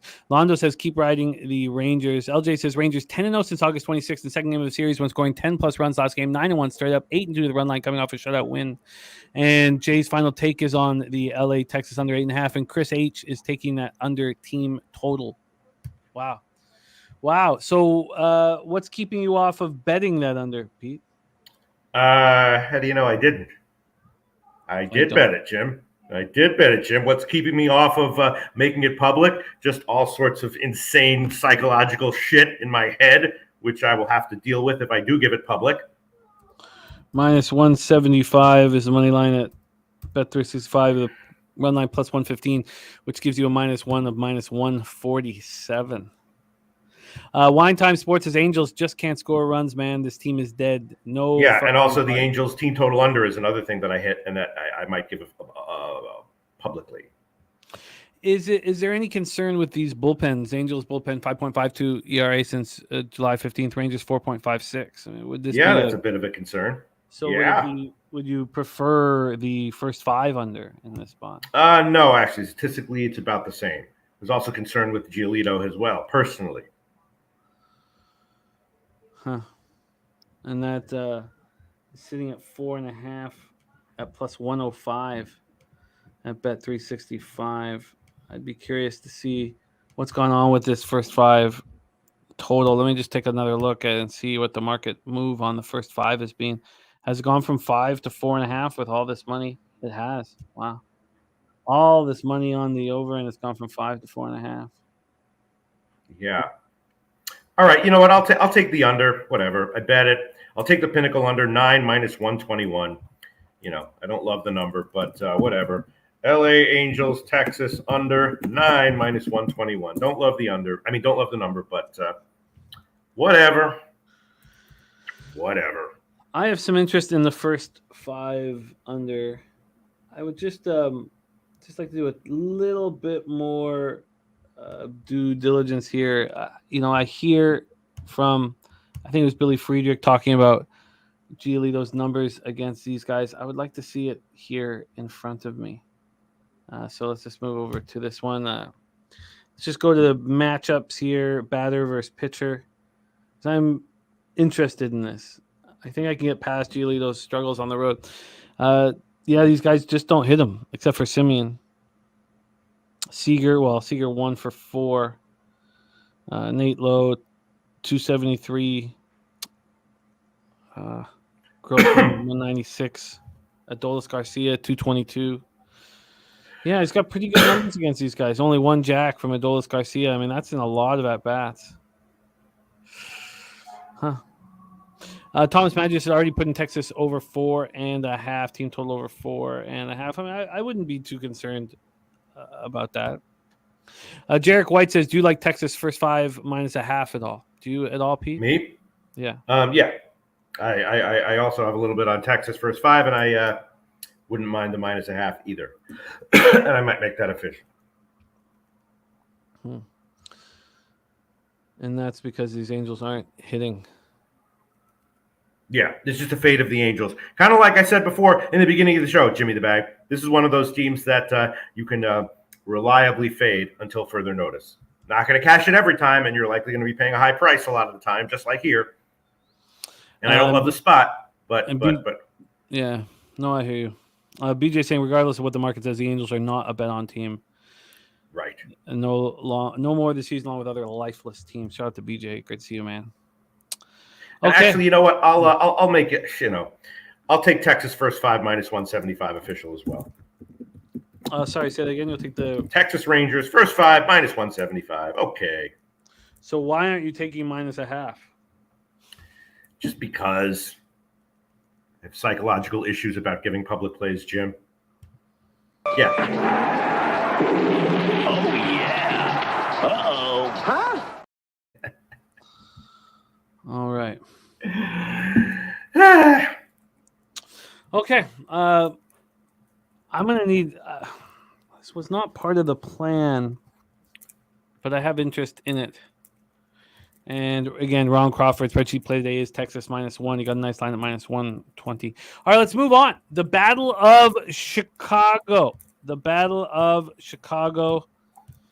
Wrigley Field in Chicago, Illinois. Touki Toussaint versus Kyle Hendricks. My vividness bias, Pete, almost had me betting the Cubs. Just out of my vividness. But Kyle Hendricks has been so bad at home, and I can't figure out exactly why that is. And I thought I should talk it out before I move on it. That's exactly what we're going to do. Billy Friedrich says Hendricks gets rocked at home. White Sox first 5 over 1.5 -130. So we have 70 Fahrenheit, 6.2 miles per hour left to right and in, between 6.2 and 3.3 miles per hour. Let's go over to Ballpark Pal for this one. -10% home runs, -1% doubles and triples, -8% runs. Morgan Spooner says Cubs -1 bats. Too much to keep off the board. White Sox will treat this as their biggest series left of the season. Jay's final take says Chicago White Sox are 6-16 off of a loss over their last 22 games. So let's take a look at the line history then in this one. We have the Cubs sitting at -175. -175. They opened up at -165. So we've had 10 cents of movement towards the Chicago Cubs. And from a total, that's not the total. Here we go. What the hell did I do with it? From a total standpoint, I got the first 5 up right now. That's gone from 4.5 to 5. Full game has gone from, I guess that's what we have. Hendricks just can't be trusted. But the full game is sitting here at 8.5. It did move up to 9. It opened at 8:03 a.m. at 8.5. It got to 9 at 10:42 a.m. It stayed there until 11:33 a.m. 58 minutes ago. Then it moved back. 11:33 a.m. So then it moved back to 8.5, which is where it is right now. So we've had 2 cents of movement now to the under, 10 cents of movement towards the Cubs. And let's take a look at the cash here and then decide if this is something that we want to move on. 81% of the tickets, 76% of cash on the under. Wow. And then 76% of tickets, 96% of cash on the Cubs. I do not find this appealing. The Cubs are smashing righties, 306, 914 OPS since July 15th. The White Sox aren't, 242, 674. Both bullpens have been mediocre or a little bit better than mediocre. But the question is, can you trust Hendricks at home? Saturated on his birthday. Says, call it when you will, but I'm backing the professor with my birthday money. Mike M says, Hendricks going to get rocked again. Hendricks 12-0 to the over and puking up homers all over the place. Average margin of victories over 5 runs on that over without any extra inning spots. Wow. Nutflush says, in all my years of capping this time of year, the dog days of summer is when you smash the teams that are in close divisional races facing basement teams. I mean, unbelievable. Yeah. I mean, who would I rather meet, Nutflush or Billy Walters? Billy Walters. But who would I rather get a nugget of betting advice from, Nutflush or Billy Walters? Oh, Nutflush. Not even close, Jimmy the Bag. Not even close. I love it. Also, because I'm gonna hang out with Nutflush many times in my life. That's another factor that goes into that. That is a factor. I'm not going to be able to once in a lifetime to hang out with Billy, so that's another reason why. White Sox, Cubbies, Pete. What do you think? Well, my number's like the White Sox, although I'm a little bit surprised and I guess encouraged by Mike M's take on Hendricks going to get rocked. I mean, Hendricks is at home, I look to fade him against, strong offenses, like when he got crushed by Atlanta, when he got crushed by Boston or whatever. But against weaker offenses at home, he tends to have his patented strong starts that you don't necessarily see coming based on his all of his analytics. He's outpitched them for a while, but you look at his game log against the Nats at home, against Baltimore. Well, no, Baltimore, yeah, it's nice. Against I don't know what the weather was in those games offhand, but I think Hendricks is probably okay at home against weaker lineups, especially righty-heavy lineups, but the number here is just too high. And Touki, high volatility for Touki. He is more likely to get hit than not, but when he's good, he's giving you a decent 5-inning appearance. So I'd be leaning White Sox here, and maybe I'll take a -1 as well because if they win, it's likely to be by a margin. So wow, that's what I'm thinking. And Morgan Spooner, the wind is not blowing out. both Swish Analytics have the wind blowing in, and also Ballpark Pal has a low expected offense. Wow. Jay's Final Take says Tukey has never had a quality start this season. Yeah, it's not a good sign, but you're right. That's why you're getting a big dog line here. I wonder why this is not moving to 9. I guess, you know what? I don't need to wonder why. I mean, all the bets are coming in on the under. 78% of tickets, 76% of cash. And then Mike wants to take the over 13.5 at plus 450. Really? Yeah. Well, to start, let's just put the White Sox up there. And, I don't want to get to if they win by 1 run, that'll be frustrating. I'll just take the straight-up money line at plus 160. White Sox money line, plus 160. Full game. Wow. No, it's not, Billy. You need 6 innings for a quality start. Wow. Mike M found it over 14.5 at plus 700. So he's going to be on a White Sox team total over 3.5. White Sox money line. He's going to ladder these totals up to 14.5. Wow. Yeah, maybe I should have taken the -1 at plus 200 and whatever, 2 or whatever. Wow. Maybe the over has got to be a look then. The thing is there all this bets and money on the under. And yeah, I mean, my initial lean, I didn't bet it, but my initial lean was to the under, but definitely Mike M's strong opinion to the over is kind of eye-popping. These bullpens haven't been bad. I wonder if it's a first 5 more appealing. Okay, I'll have to when Mike is this confident in the spot, I don't know how you don't join him. I've got to figure out how to do. And I might just blindly tail with the White Sox team total over because Hendrick's going to get rocked, he says. Rocked. Yeah. Okay. All right. Lots of decisions I need to make around that game. Let's move on. 8:10 p.m. Eastern. We have Seattle Mariners, the Kansas City Royals, and Justin McElvey stacks play of the day.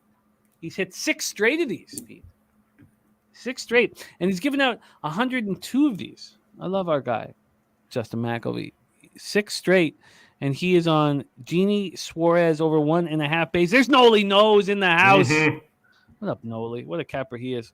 We're in Kauffman Stadium in Kansas City, Missouri. We have Emerson Hancock in his 2nd career start.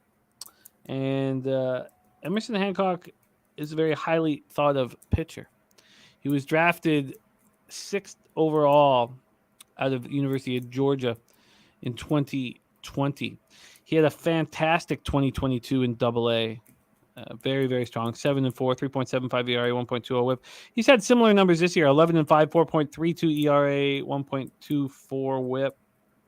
Similar numbers, and he looked very good in his first career start. 6-1 win at home versus Padres. Now he gets out on the road. Billy Friedrich's real name is Emerson Finger Blaster. Did you know that? I did not. Did not know that. Did not know that. Finger Blaster would look good in the back of a hockey jersey. Lyles versus Hancock. Let's take a look at the weather here in Kansas City. Start with the weather and then decide what moves to make. Weather-wise, 76 Fahrenheit, 5.1 miles per hour in, so very little wind and blowing in. Ballpark Palace, Kauffman minus 27% home runs, plus 10% doubles and triples, plus 9% singles, but even at 0%. Let's see what the line history is for this one. We'll start with the money line. Jordan Lyles versus Herbie Emerson Hancock. We have Mariners opening up minus 145 to now minus 136. Had an 8 or 9 cent move, depending on what side you're looking at, on the Kansas City Royals.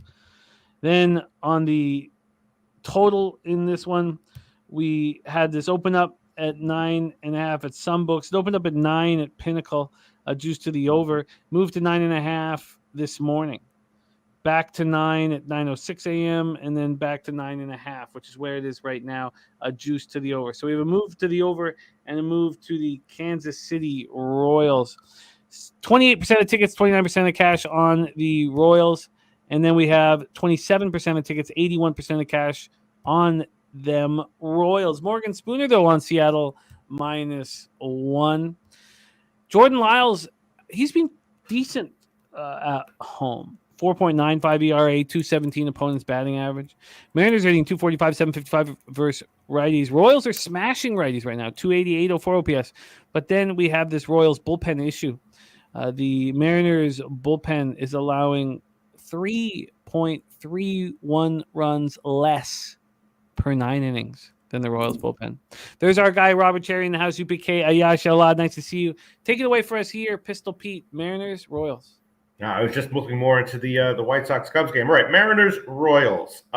Yeah, maybe Seattle first 5. I'm not sure. Hancock's serviceable, but Lyles, continues to get hit, but less bad at home, and have to look into this one more. A little bit of a confusing game pass for me as of right now. I don't know what to do with Lyles starts, but I think he's pitching better than his numbers indicate. Paco Healy says there's any sharp. All the big bets are on the Royals, Paco, and there's been 8 cents of movement towards them. RVD 420 looking at KC first 5 money line. I don't know what to do with Hancock either. This does not feel like an appealing spot to fire away at. We are sitting here with 4 games left before we get to Teece and the Commissioner's Cup Championship in WNBA. 8:40 p.m. Eastern, Arizona Diamondbacks 59-60, 29-29 on the road at Colorado Rockies, 46-73, 26-30. Coors Field in Denver, Colorado. Joe Mantiply is the opener, journeyman reliever, and then Slade Ciccone is the primary. We've talked a little bit about Slade on this show. Slade Ciccone. He was a first-round pick out of the University of Miami, 24 years old. In Reno, he had a 6.38 ERA and a 1.38 WHIP, but we know what it's like in the PCL League in Reno. The offense. He has thrown 6 in the 3rd innings in the show and started 1 game, and he's allowed 2 earned runs and 3 strikeouts. He's a highly thought of pitcher coming up for the Diamondbacks, but not that high, or he would have been up earlier. Ty Block coming off a spectacular start, 2-1 loss at the Dodgers. He's looked very good in his last few starts. He's had 14 in the 3rd innings at home in the thin air, Colorado, and the opponents are hitting 355 off of him, but they haven't been barreling up on him. They're just ticky-tack hurting him. He's only allowed 1 home run over 14 in the 3rd. Neither team is hitting lefties at all. Almost the exact same numbers since July 15th. 227, 665 for Arizona, 224, 663 for Colorado. And then that's just the Mantiply. Then Slade Ciccone comes in, who's a righty, and it's the same deal for Rockies against righties. They're just not hitting lefties or righties. 224, 669 versus righties. And then Diamondbacks bullpen is horrific, and the Rockies at 4.95 ERA. We've already talked a little bit about how this is the most offensive thought of spot on the board. 89 Fahrenheit, 7.6 miles per hour, right to left, slightly in. But we have Ballpark Pal seeing a ton of offense, plus 35% home runs, plus 21% doubles and triples, plus 34% runs. So let's take a look at the line history and the cash flow, and then hand it over to Pistol Pete Loshak. The line history has this sitting at 12.5. Yesterday, both Mike M and Dave Rogers were on the under 11.5, and of course, when they're both on it, it will cash. This opened up at 12.5. It dropped down to 12 at certain times. It got up to 13 even. It got up to 13 a couple times. A lot of yo-yo activity on the total, but overall, it is sitting at 12.5, even money to the under. So we've had 7 or 8 cents of movement to the over. And from a money line perspective, we have a move towards Joe Mantiply and the Arizona Diamondbacks. Let's see exactly how much of a move this is. They opened up at -126, now -156. 30 cents of movement. Wow. Big movement towards the Diamondbacks. 70% of tickets, 80% cash on the Diamondbacks. And 81% tickets, 97% cash on the over. Nobody believing in my block, Ty Block. Take it away, Pete. We're in Coors Field in Denver. Yeah, I mean, I guess I feel the same way as last night. I didn't like. I took Colorado last night, despite the fact that everything that you looked at on your screen made me feel uncomfortable about it. But the numbers just were too high. They shouldn't have been that big of a dog, in my opinion. And I feel the same way here. Also leaning over 12.5. Not sure what to pull the trigger on, but Noli Knows says I won't even watch the highlights of this one. I wonder if Noli Knows likes the under in this one. Wow. Jeez. Yeah, it's an ugly one. I mean, it's a carbon copy of last night as far as the line is concerned. So I guess there's no way I can't pull the trigger officially on Colorado here. I don't understand the market love for Arizona. No, it is a bit of a surprise. I guess they think Ciccone capable of shoving here. Okay, I'm seeing plus 145. We'll make that official. Rockies, full game plus 145. I mean, actually, I should take the -1, actually. Are you going to? Yeah, plus 204. Plus 204. Current line Pinnacle. Colorado, -1 plus 204. Current line Pinnacle. And we last Tuesday watched Pete cash with the Rockies -1 at plus 259. You know what happens. I feel like I also had a couple of big dog -1s that won by one, so I got pushes instead of nice little dog money line wins. But that's how it goes. Oh, actually, give me 205. Looking at Heritage plus 205. Colorado -1 plus 205. Thank you very much. Plus 205. All right, next up for us, our Baltimore Orioles. They've been so good to us, sitting at plus 525 on their division, something I need badly.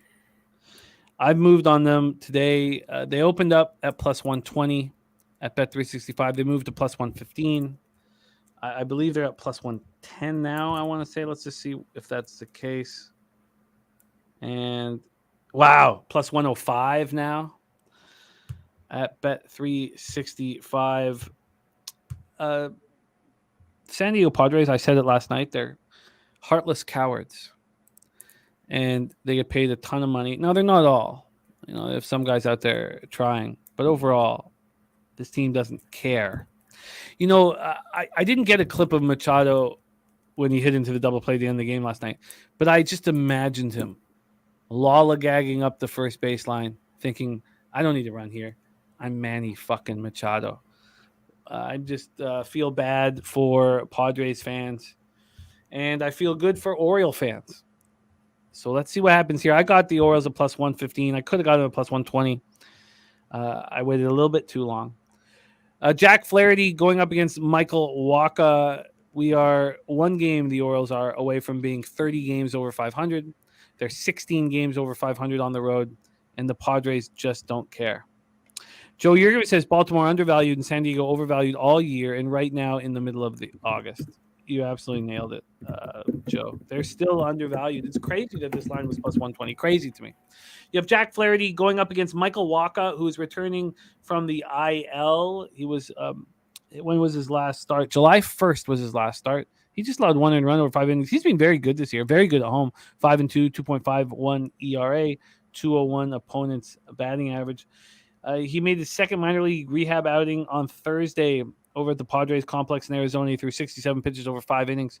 He made a minor league rehab start on Saturday, August 6th, and he allowed 2 hits and 3 walks while striking out 2 batters over 2 scoreless innings.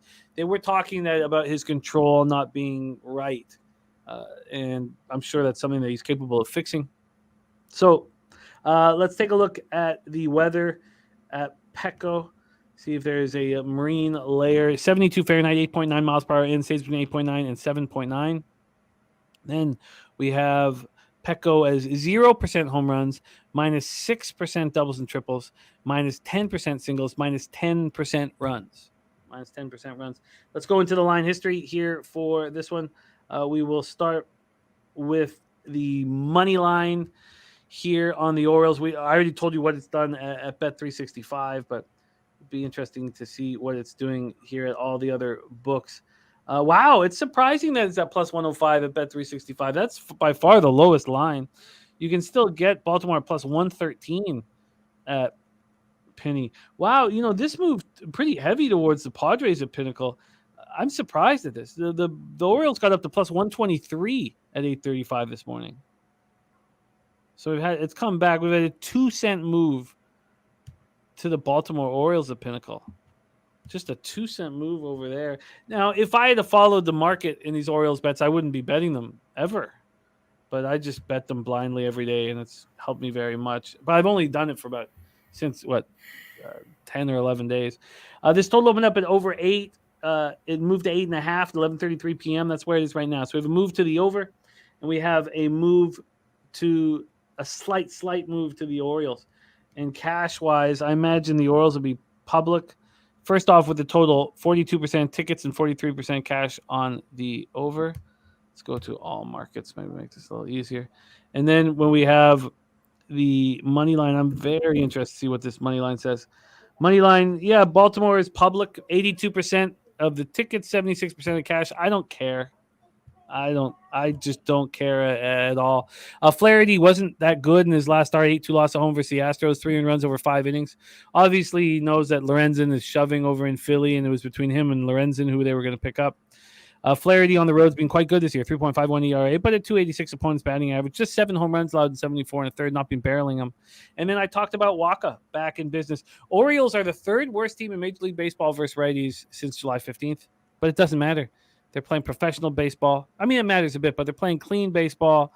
They don't make mistakes on the base paths. They have, make the important plays with their defense and their bullpen. 3.32 ERA since July 15th. Take it away for us here, Pete. Orioles, Padres. Yeah, I mean, obviously Waka's a wild card. I like him, long term in his return back, not necessarily in his first start back. And obviously, yeah, I've been successfully betting on Baltimore and fading San Diego in, spot after spot after spot. As you said, Baltimore is a team that's just overachieves good character, and the market hasn't caught up. San Diego, the exact opposite, and I don't feel any differently here. So definitely liking Baltimore, in this game as a dog. Thinking about the first 3 under because what are they going to do with Waka and how long will he last if he's pitching well? I'm willing to give him the benefit of the doubt. The wildness issues are a little bit concerning, and facing Baltimore in his first appearance is not ideal. So not exactly sure what to expect from Waka here. Yeah, I could imagine that. I mean, he's just been so good all year. I don't know why that would change necessarily. I just see one team playing with heart and character and one team not. And I'm going to take them full game. I've been doing every day. I've been doing it at the exact same number, to just a little bit more than my regular unit size. What is basically my NFL and NHL unit size. And there's C. James in the house. I'm comfortable with it. Orioles plus 115 for me. Pete, anything for you? All right, I'll take it also. I'll take that also. I'm seeing 114. Where are you seeing 115? Oh, that's just what I betted at. Oh, okay. I'll take the current line at I'm seeing the plus 1. Heritage has 114 for current line for Baltimore Orioles. You are locked in.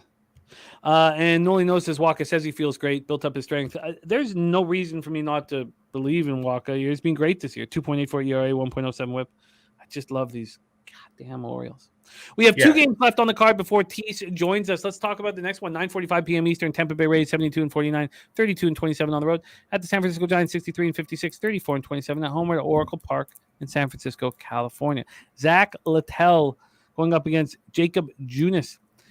Junis has been pitching better than I imagined he would. That's not been in starting situations. And in his last 10 appearances, he's gone 19 in a third inning. So he's never gone more than 3 innings in any of those last 10 starts or appearances, I should say. And lucky lefty on the over 8.5, by the way. Lucky lefty on the Oriole over 8.5. Zach Littell versus Jacob Junis. Littell's last start, 5-2 loss at home to the Cardinals. It cost me a lot of money. I was on them first half -half, full game -half, and it was extremely frustrating. It was on Thursday, and it hurt me badly. But it wasn't Littell's fault. I mean, the offense just didn't come to play. I did live bet the over 6.5, and only reason why I cashed it was because of a passed ball with 2 outs in the top of the 9th. The bottom of the 9th, because I was in Tampa. It was very, very, very fortunate to cash live and not hurt so badly. So G Martinez says just can't bet. Oh, sorry, he says just bet against Giants for the next 20 games. They will be out of the playoff hunt soon. Can't hit. Morgan Spears says Giants spot rumored to be. Okay, sorry. I thought you were maybe making a Wander Franco joke there, but maybe you're not. I still won't say it out loud. All right. Thomas Maggio says Littell is bad. Anything that the Rays do, I will believe in. Obviously, if they weren't hurting with guys who were highly ranked in the Cy Young futures in the beginning of the year, done for the season, he wouldn't be here starting. But I believe in Tampa. So let's take a look at the weather. Thank you, C. James, my friend. Going to the game tonight, I'm pumped up. 63 Fahrenheit, 9.1 miles per hour to center. It stays between 9.1 and 7.9. It's pretty offensive weather for San Francisco. And instead of Oracle Park being a horrific minus 37% homers, minus 10% minimum runs, it's minus 21% homers, but plus 11% doubles and triples, and it's even 0% for runs. So let's take a look at the line history and the cash flow and then hand it over to Pete Loshak. We have Teece about to join us here for the Commissioner's Cup Championship. This total is sitting at 8. It opened up at 9. Wow, at 8:34 this morning. So it's not taking a long time for it to drop a full run. Noli. The pass balls aren't usually good to me, but that one was. I hear you, man. It's let's go over to the cash flow here, and I find with these bad pitchers that the market will indicate whether or not they're going to pitch well. And the market indicated that Cookie with Carrasco is going to pitch well yesterday. The market is indicating here that Junis is going to pitch well, even if it's just for 3 innings. Giants opened up at plus 104. They're now minus 107. Now, I do not trust Junis at all. At all. Not at all. But I'm hesitant to fade him here. When we get to the cash for this one, we have 27% of the tickets, 43% cash on the Giants. It looks like sharp action there. 92% of tickets on the under 8.5. We don't have any cash flow for it. There's only 2,000 tickets that have been counted. So take it away for us, Pete. The Giants don't hit righties. The Rays are. Maybe leaving Wander Franco at home has galvanized the troops. Take it away for us here, Pete. Rays, Giants. I don't know. I love Tampa Bay last night. Tonight, my numbers like them again, but I think I'm going to hold off for now. I agree with you. Junis is a little bit questionable there. I'm not exactly sure what to expect from him. Yeah, this is a tough one. I mean, I wonder what Nut Flush Allen likes. Morgan Spooner likes the Giants. Says Giants spot. Ooh, sorry about that. I don't know what to make of this one, Jimmy the Bag. Yeah, I'm not going to be involved in it. It's just that there's some spots on the board that I'm attacking, and I'm comfortable with that. William is probably saying it best. Nobody wants part of that fuck show. Let's move on. 10 p.m. Eastern. Now, Pete, I almost bet this. And I was like, look, it's such a public spot. I should talk it out before I move on the Dodgers. But I think that Adrian Hauser is vulnerable. I trust this Dodgers offense. Bobby Miller's been bad at home. That doesn't make a ton of sense to me. The sample size, 32 1/3. Maybe it's just not enough of a sample size. Clearly, he's got it. I mean, the guy throws triple digits, and, he's a boss on the mound. And I wanted to move on the Dodgers, but I thought it'd be best if I talk it out first. So let's do exactly that. Final game on the board before we get into WNBA. 74 Fahrenheit, 8.4 miles per hour to right field. Dies down to 5.2. It's hot in LA. You know how cold it gets when the sun goes down in LA. And not tonight. It's hot out west, hot in the Pacific Northwest. Dodger Stadium, pitcher's ballpark that usually has negative numbers here in Ballpark Pal, plus 11% home runs, plus 1% overall. Joe Yergin says Miller typical inconsistency. Rocco Rogers says he's moving on the Dodgers, just figuring out how. C. James says Dodgers all day, air day. Thomas Maggio says Dodgers run line. So Let's take a look at and Robert Franklin on the Dodgers run line. Look, I thought the same things, but I just felt if I'm going to move on to public spot, I'd rather just talk it out. Opening up under 9, minus 111, it's now minus 110. So we've had no movement at all on the total. Let's see what we've had on the money line. For this money line, there's not been a ton of movement here either. It's pretty much where it was. I think I could have got it at minus 210. It's now minus 212. Minus 199 to minus 212. 13 cents of movement to the Los Angeles Dodgers. Take a look at the cash flow for this one. 31% of the tickets, 46% of the cash on the Brewers. Then you have 19% of the tickets and 45% of the cash on the under. So there still is sharper, bigger bets coming in on the Brewers. Mike M says this season's teams in the first game of a series with a Tuesday start are 7-17 to the under at home. Lucky Lucky going full game over, and Londo on the Brewers money line. Interesting. Londo on the Brewers money line. And the cash flow is pretty interesting that there's some big bets on these Brewers. Adrian Hauser, 4.66 ERA, 321 opponents batting average on the road. I don't trust him. I know that Bobby Miller's been inconsistent, but I don't think the sample size is enough. And the Dodgers are smashing righties. 283, 835 OPS since July 15th, while the Brewers are 239, 686. And both bullpens have been very good. Very, very good. Dodgers bullpen 2.88 ERA since July 15th, while the Brewers bullpen 3.21 ERA. Take it away for us here. Pistol Pete Loshak, the final baseball game on today's card. Brewers, Dodgers. Yeah, a lot of this. It's obviously an ugly spot, but my numbers like Milwaukee here. High volatility with Hauser, so I take a -1 or -1.5. And my numbers also like the over a little bit, despite what you said, both teams being good with good bullpens. My numbers like Milwaukee, despite Hauser likely to get hit, and Miller vulnerable as well. So I would also be thinking about maybe a first 3 or first 5 over or something like that. Interesting game. Yeah, I like the idea about that very early over. I like it because these bullpens are strong. I just, and we've been waiting for the Dodgers bullpen to be good all year. They're now good, which is what we expected, which makes me think that the first 3 or first 5 is better. The problem is that first 3 at 2.5 is minus 140. But I could build a 3. Maybe that's what I should do. The over 3.5 plus 150. So I could build an over 3. Wait, the first 3 over 2.5, I'm seeing minus 125. A good old Caesars, Jim. Oh, it's a nice line. I got minus 140 here. That's a nice line. So, that's a nice line. I can't bet that, but I don't have Caesars here, but I like it. Are you going to move on it, Pete? I don't mean to. I'm still mulling it over just a little bit. Ribeye play of the day is in from Mikey, and that is Will Smith plus 150. RBI Will Smith plus 150 from Mikey M. Yeah, I like the early over. And we'll get plus money on the 3. I kind of like it. Hot night, but Miller is capable of shoving. There is sharp money on the under. I guess that will keep me off. You know what? I'll take run in the first. Yes, though, at minus 118. That's the current line at Pinnacle. I'll take that.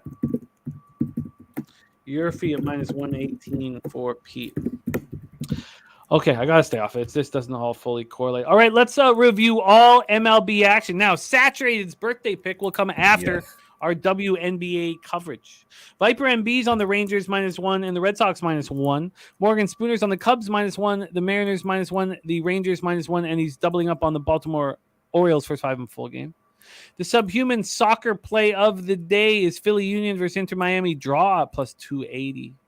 And I have the over in that one, although the Messi injury is something that I wasn't aware of. So I apologize for that. We were also given action from Clint for UFC 292, up 90 units. And he's on Sean O'Malley for 5 units. I'm going to pop that into the chat here. Let me just move this over here. Get the under 200. How do I get that under 2? Ready to rock. I can take that off. Just need one more thing to take off. I'll do this. I'll put all this together. Die Hard MMA. Okay, there we go. Okay, so He's also moved on the Contender Series. Lamont Williams max bet is the full game under 7.5 in Toronto. I'll be there live. I got 8. I can't wait for it. Copy and paste that. And JP says Dodgers not paying minus 225, but will find a way to cash on the Dodgers. So here we go. Jose's on the first 5 under 5 in Cleveland, Cincinnati. That line's gone heavily against him, and it's never a good feeling when that happens. But doesn't mean it's not going to cash. Loshak is on the Yurfie in Astros Marlins. I still have Nationals first 5 with question marks. I wonder if I just feel like I should. William, living good. Grandpa's birthday today as well. Happy birthday to your grandpa, William. You're lucky that you have a grandpa around. You should hang out with him. None of my grandpas were alive when I was born because they're booze bags. Phillies, Jays, first 5 under 4, full game under 8 for me. Loshak moved on the first 3 under 2.5. Razor sharp picks, gamblers first glance is the Jays money line at plus 102. Jays money line at 102. Tone Miggins, this man is just fire. He's on Houston first 5 run line for 2 units.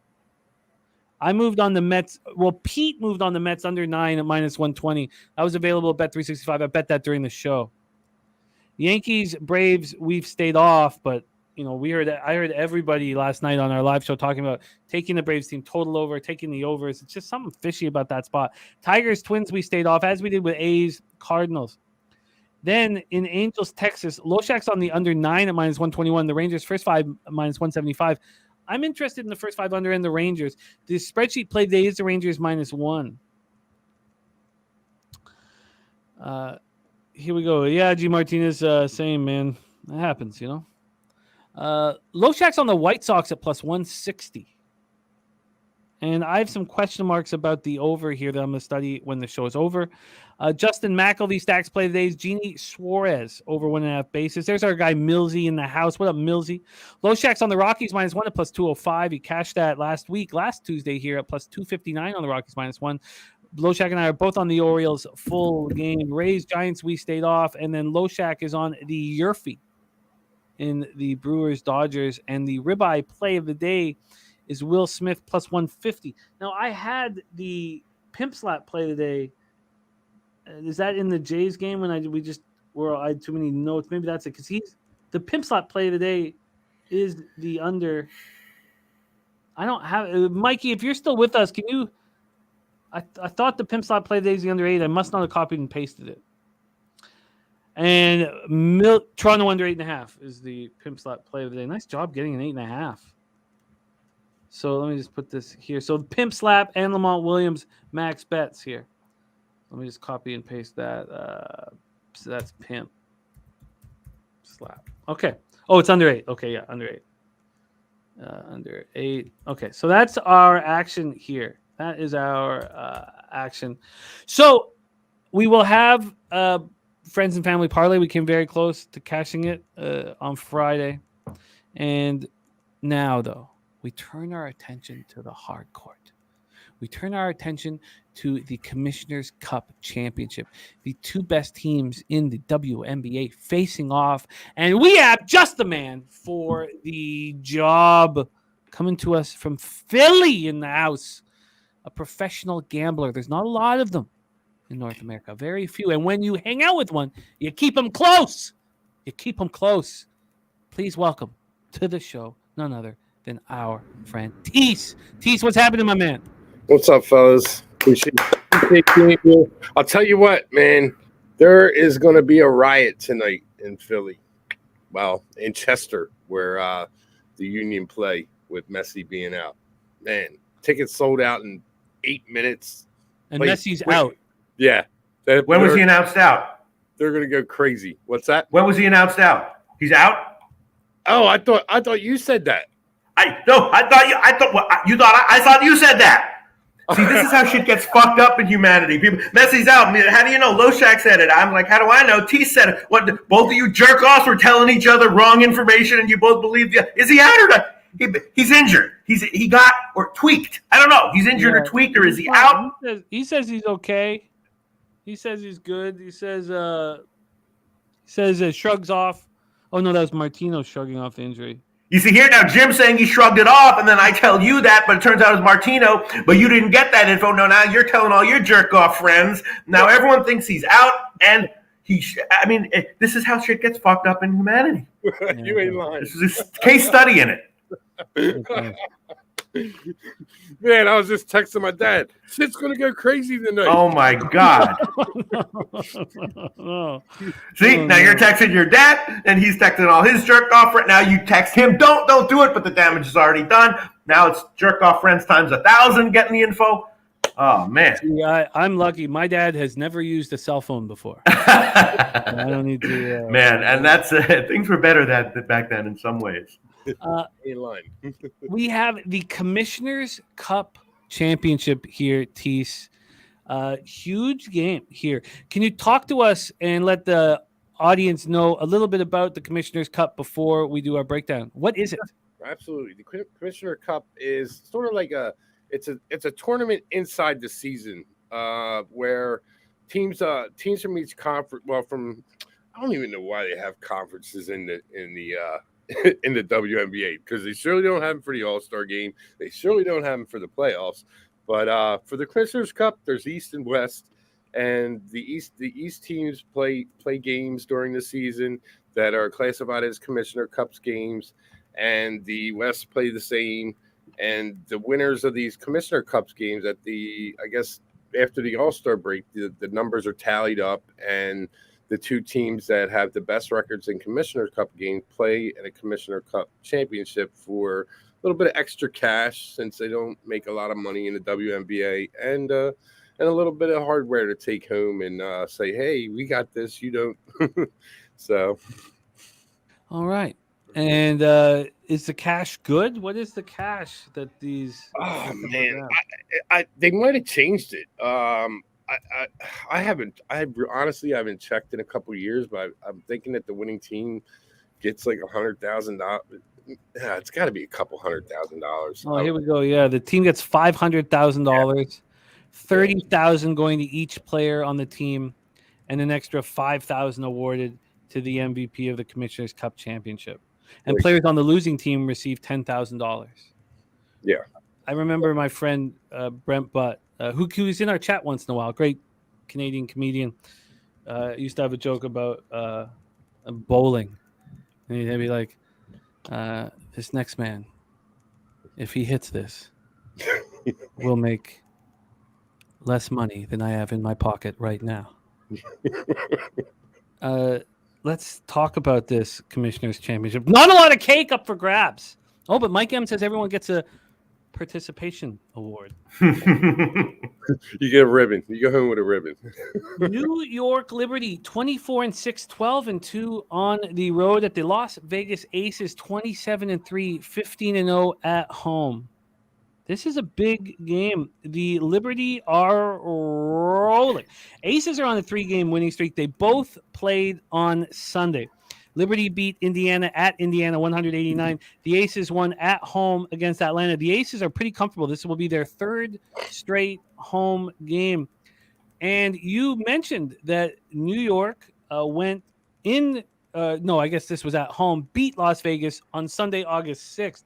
They've won 6 straight games, and the talk of the WNBA is how good the Aces are. But look at this Liberty squad, 12-2 on the road. Let's take a look at the line history here for this one. We've already heard from Pistol Pete Loshak. He is on the move this back here. He is on the over in this spot. On the over. I can't wow, they're not giving me let me see if I can get to. They're not giving me the odds here. Now, right now I'm seeing 177, and it came back down a little bit at Pinnacle, it looks like. But, yeah, pretty much market-wide 177. Yeah. 177 is the total. Well, I'll let you guys take it away. Billy Friedrich says Liberty +7 and sprinkle on the money line. Pete, you moved on the over. You want to touch on it? Yeah. Just in a tournament like, I don't know if the Aces are going to roll and put up 100 or what exactly is going to happen, but But the number opened a little bit lower and it went up, not a surprise. And I would still take it at the current line, although less enthusiastically. All right. Well, let's hear from our expert, Teece. Take it away. Commissioner's Cup Championship in Vegas. Yeah, I mean, this situation it just reminds me of last year. The Sky played the Aces, and by the way, there's all this talk about super teams and all this. In Vegas built their team. They didn't bring free agents in. I mean, they brought a couple in here and there, but they drafted the core of their players over the years. Picking up draft picks back when they were in San Antonio as the San Antonio what is the Stars? Yeah, San Antonio Stars. So then they moved to Vegas. They had losing seasons, and they ended up getting Asia Wilson and oh man, I can't remember her name. Jackie Young and Kelsey Plum, and they built the core of their team where the Liberty just went out and just grabbed up a bunch of superstars this year. So I don't know my feelings on that, but at the same time, this situation lines up pretty much like last year. I mean, you had the Sky and the Aces play, and the Aces, the Sky went into Vegas and got beat up on Vegas before this game, and then the Sky ended up losing to Vegas in the Commissioner's Cup game. And I kind of see the same thing happening here. These two teams play again on Thursday. That's the crazy part about it as part of the regular season. And it's just a tough situation.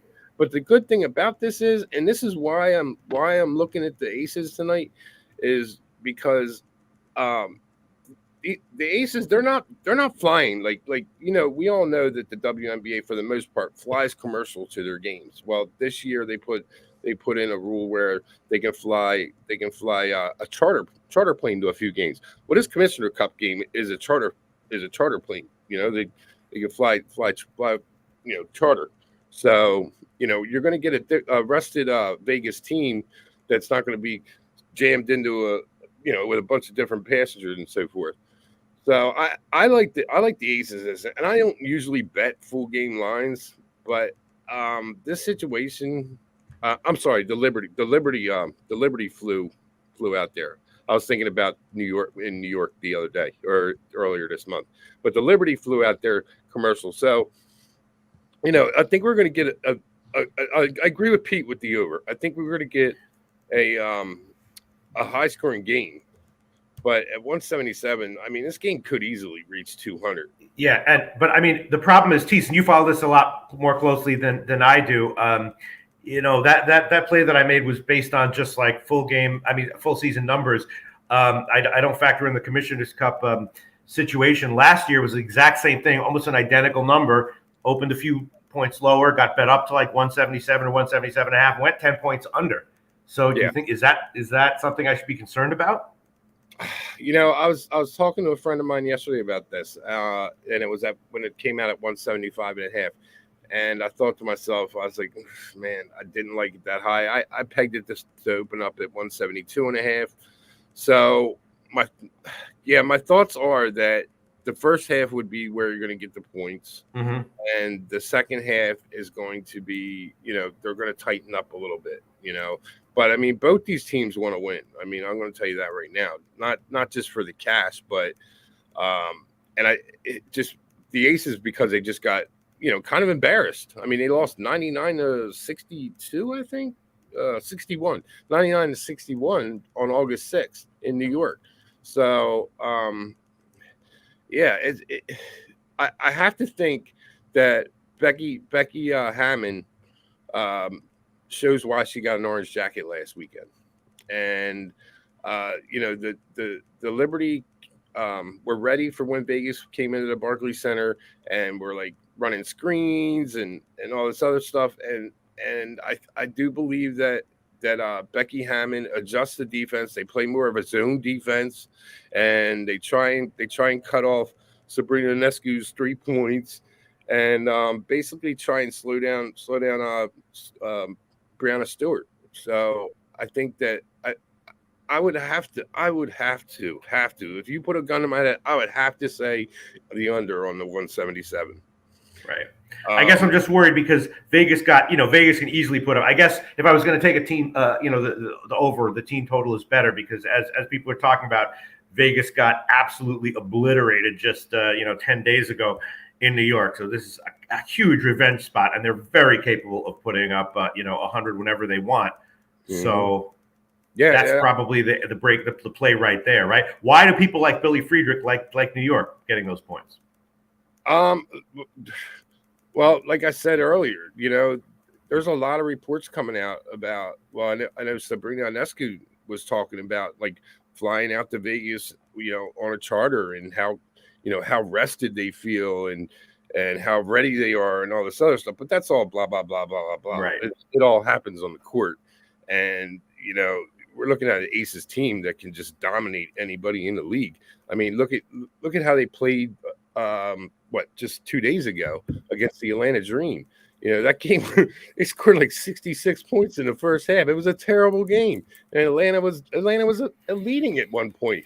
And even with Atlanta leading, the Aces were still 8.5-point favorites, like in the third quarter. So, and they end up winning by 50. I don't remember what the total was, but it was like 15. And the total for the game ended up, it was crazy because I took it at 144.5 over, and they ended up scoring 152, which is probably 10 points lower than the total. But yeah, this is a spot where I can't look anything but the Aces. And normally I would go Aces first half full game, but this one right here, it's got me thinking.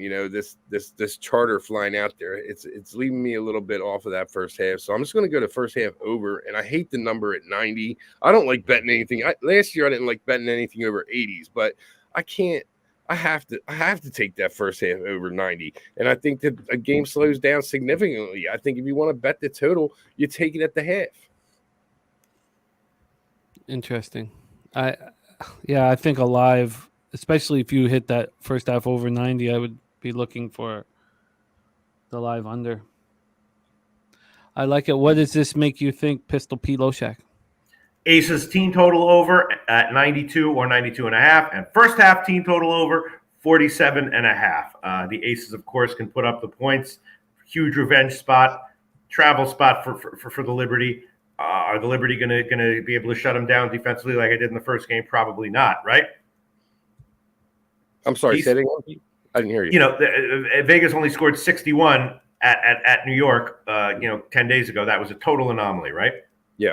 I mean, I think there were a couple different factors in that, but yeah, that doesn't happen often. New York caught them, man. They caught them sleeping, and I think they huge revenge spot. Yeah, I think they threw some looks at them that they weren't prepared for. But Jimmy the Bag, you got a team in a huge revenge spot that routinely goes over their team total anyway, just in regular, not every time. But, you look at it, 113, 104, 93, 104, 107, 98. Team total over, Aces. So what do you get? First half over what? I see 47.5 at Heritage. I could check Pinnacle, and I see 92 or 92.5 full game market wide. No, 91. Whoa, see that? There you go. 91.5, slightly juiced to the under at Pinnacle. That's interesting. Okay. And Teece, first half over 90 is your only look. Or are you going to also add Aces full game? I'm gonna add the. Man, this is so tough. You know how bad I want to take the Aces first half. I want to take them so bad the first half. I'm going to. I'm going to take them first half. I'll take them first half. I'll take the, 3.5, 4, something like that, 3.5. Aces first half is -4 at -104, which means the 3.5 is -117. Okay. All right. I'll take the 3.5 at the -117. And I will take the first quarter over. Caesars has it at, I was just looking at this. Caesars has the first quarter over at I like this play here, to be honest with you. I think this is the best over spot you're going to get. 46. First quarter over 46. First half over 90 There you go. Nuke Worker just finished playing El Diablo Golf Course in Mont Tremblant. Nice to have you, Nuke, my man. I hope you're having a great time over there, man. What a great breakdown. That was very interesting. Very, very interesting. Tori Coker says, don't do it. Liberty will cover the full game. He's on the over first half and Liberty full game. First half over for Tori Coker.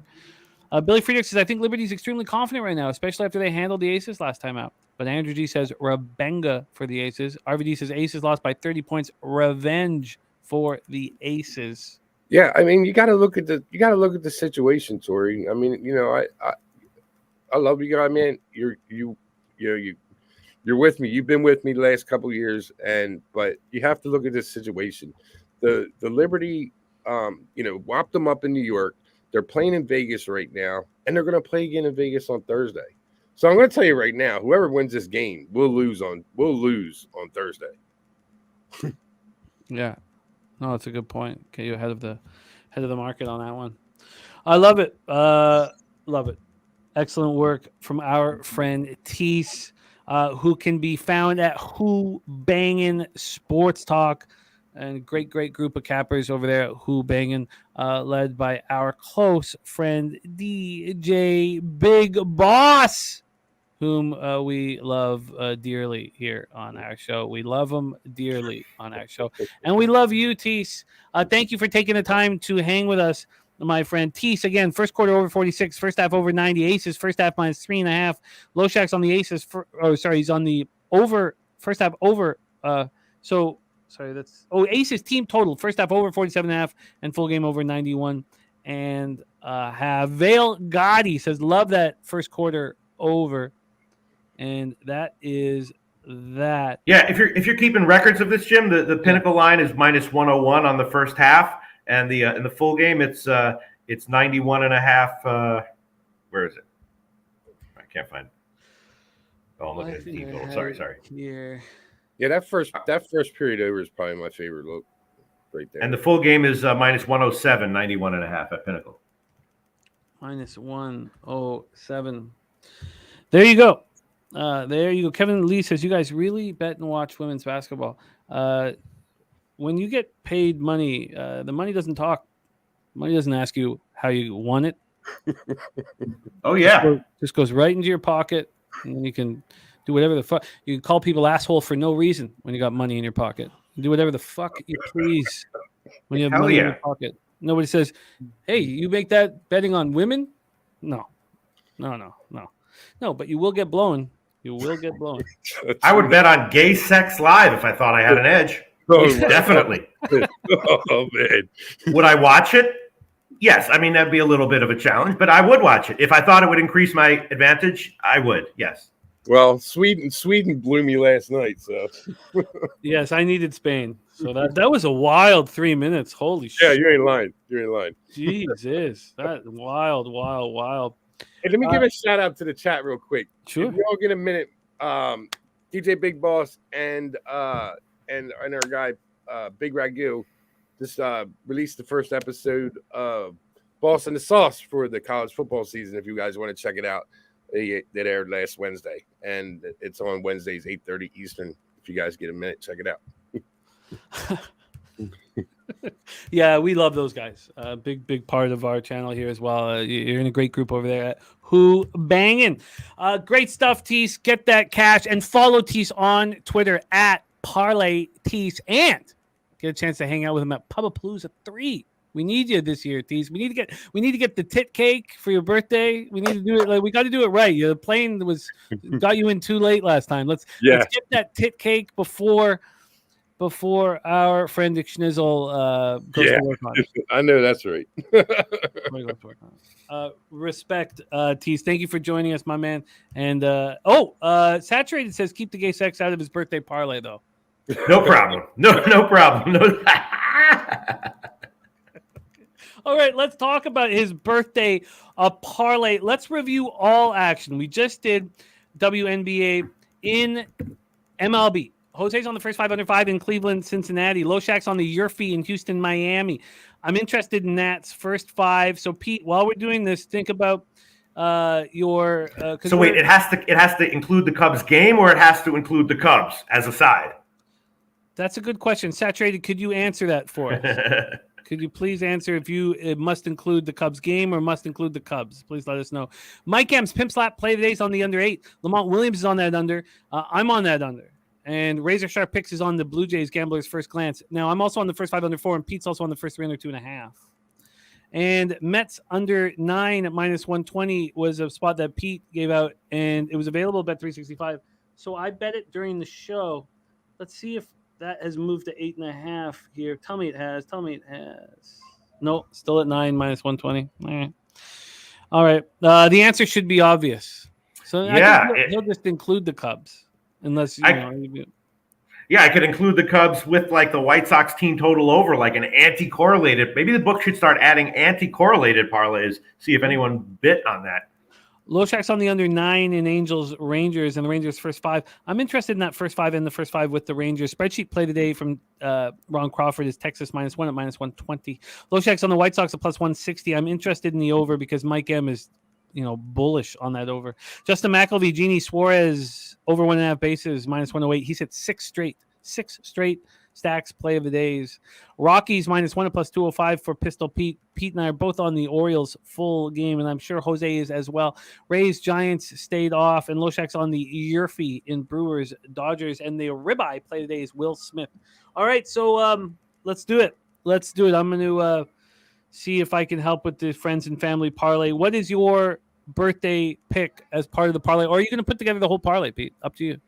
No, let's. He wants to add on the Cubs as one of the legs. All right, if you want to do that, I'd say add on. Let's say Rangers first 5, and Houston Miami running the first. Yes, and there you go. I think those are both solid plays. It concerns me that Poker Addicted likes the Angels so much here, but then on the other side you got Ron Crawford with Texas -1 play of the day. So I'm okay with what I did, and we can give those 2 legs as a happy birthday parlay to you, Saturated. And if you want to add on the Cubs, go for it. That's on you, though.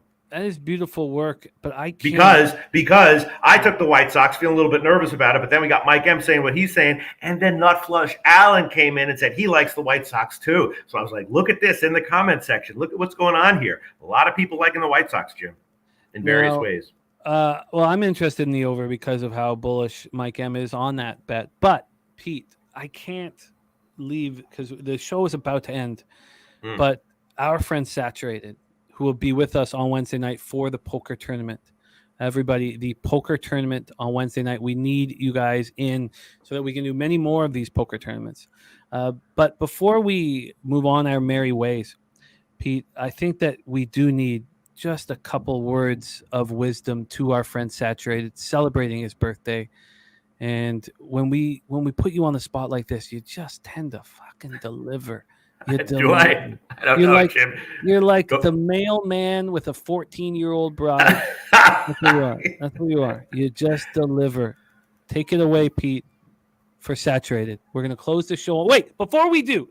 Okay, good. Billy Friedrich, SLW Bucks. William Livingood, Kevin Lee, Londo, Nasty, motherfucking Nate, Vale Gotti, AOD, Paco Healy, Tori Coker, Raymond Reichart, Christopher Commentini, The Nuke Worker, G. Martinez, Justin McElvey. What a great group. North Ender, Mike M. Thank you, guys. Billy Friedrich, 1777 Memorabilia, RVD 420, DC Capper, Nut Flush Allen, you guys, all of you guys, and I wish we could talk about all you guys. One and Done Sports, you guys make this show special. Thank you for all of you, all that you do. Oliver Page, C. James, Real Deal Prime, truly, you guys make this show special. Millsy, thank you guys for your support. Jay's Final Take. Now we hear from Pistol Pete. Words of wisdom for our friend Saturated celebrating his birthday today. Saturated. First of all, happy birthday to you, pal. I hope you have a great birthday and a great birthday year. Words of wisdom, there's a lot of wisdom that comes down through the ages to us. You don't want to reinvent the wheel. That itself is a piece of wisdom that has come down through the ages to us. I see you posted here, please keep the jerk-off takes out of my birthday parlay. Please keep the gay sex out of my birthday parlay, too. Saturated, words of wisdom I want to give to you through the ages, to you, Saturated. Don't knock it till you try it, pal. Don't knock it till you try it. Happy birthday, Saturated. Hey everyone, welcome to the Pub Sports Radio preview, where I give you guys a preview of what's to come on the channel this week, content-wise. And of course, let's start off with our UFC schedulings here. We have our guy Clint, the star of the Die Hard MMA podcast, on 3 times this week, Monday, Thursday, and Friday. Check him out there, and he is joined by his guest, Lucrative MMA, as well as we have a Contenders Series stream this week, but this time members only Contenders Series stream. Danny and Preston, no boxing this week, but they'll take their talents there and do the damn thing. And also Stat Diggers, DFS by the numbers, and Uncle Wheezy take their talents Sunday nights and they dominate the UFC cards statistically. They dive deep into it and have a great time doing it, so tune into their show Sunday nights. As for baseball here, we have The Balking Dead, hosted by Sharpie's Bets there. Best damn prop show in all the land, breaking down pitcher props as he can only do so. Connor McPitts, Spin Doc, Mike M, man of the Pimp flat play, all grace their presence with Sharpie, as well as LJ from H-Town. So it's a great show there, as always, Monday through Friday, as well as Say Hey Plays every day, except for Thursdays. Monday through Friday, 4 p.m. Central, 5 p.m. Eastern. And on the weekends, we go 11 a.m. Eastern, 10 a.m. Central, breaking down the entire baseball card, every game in depth, and the only way we can do it,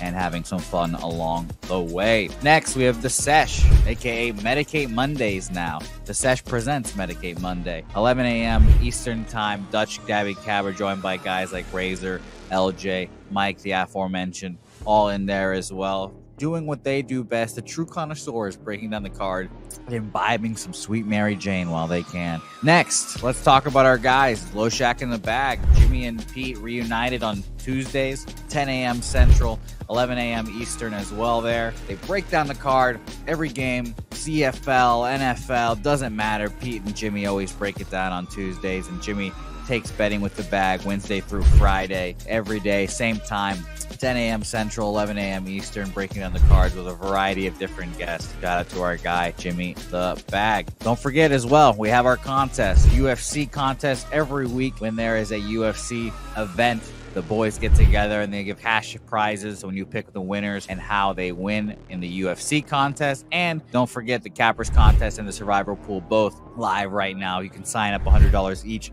on the Pub Sports Radio website. And this week, our contest, our poker tournament starts this week. Do not forget, hosted by Bet Online on the 16th this week. We do our poker tournament. It's going to be a whole lot of fun. $25 buy-in on our friends at Bet Online. I'll be hosting a live stream as well. You can watch the poker hands live with everyone on the live stream, and you can join the fun on Bet Online. So sign up today and use our link on our website, pubsportsradio.com. Appreciate everyone for watching this video. Hit the like button, subscribe while you're here. Drop a comment below your video and let us know what you liked about the video. Let us know what you're on as well. So don't forget to say hey, guys. See you guys next time.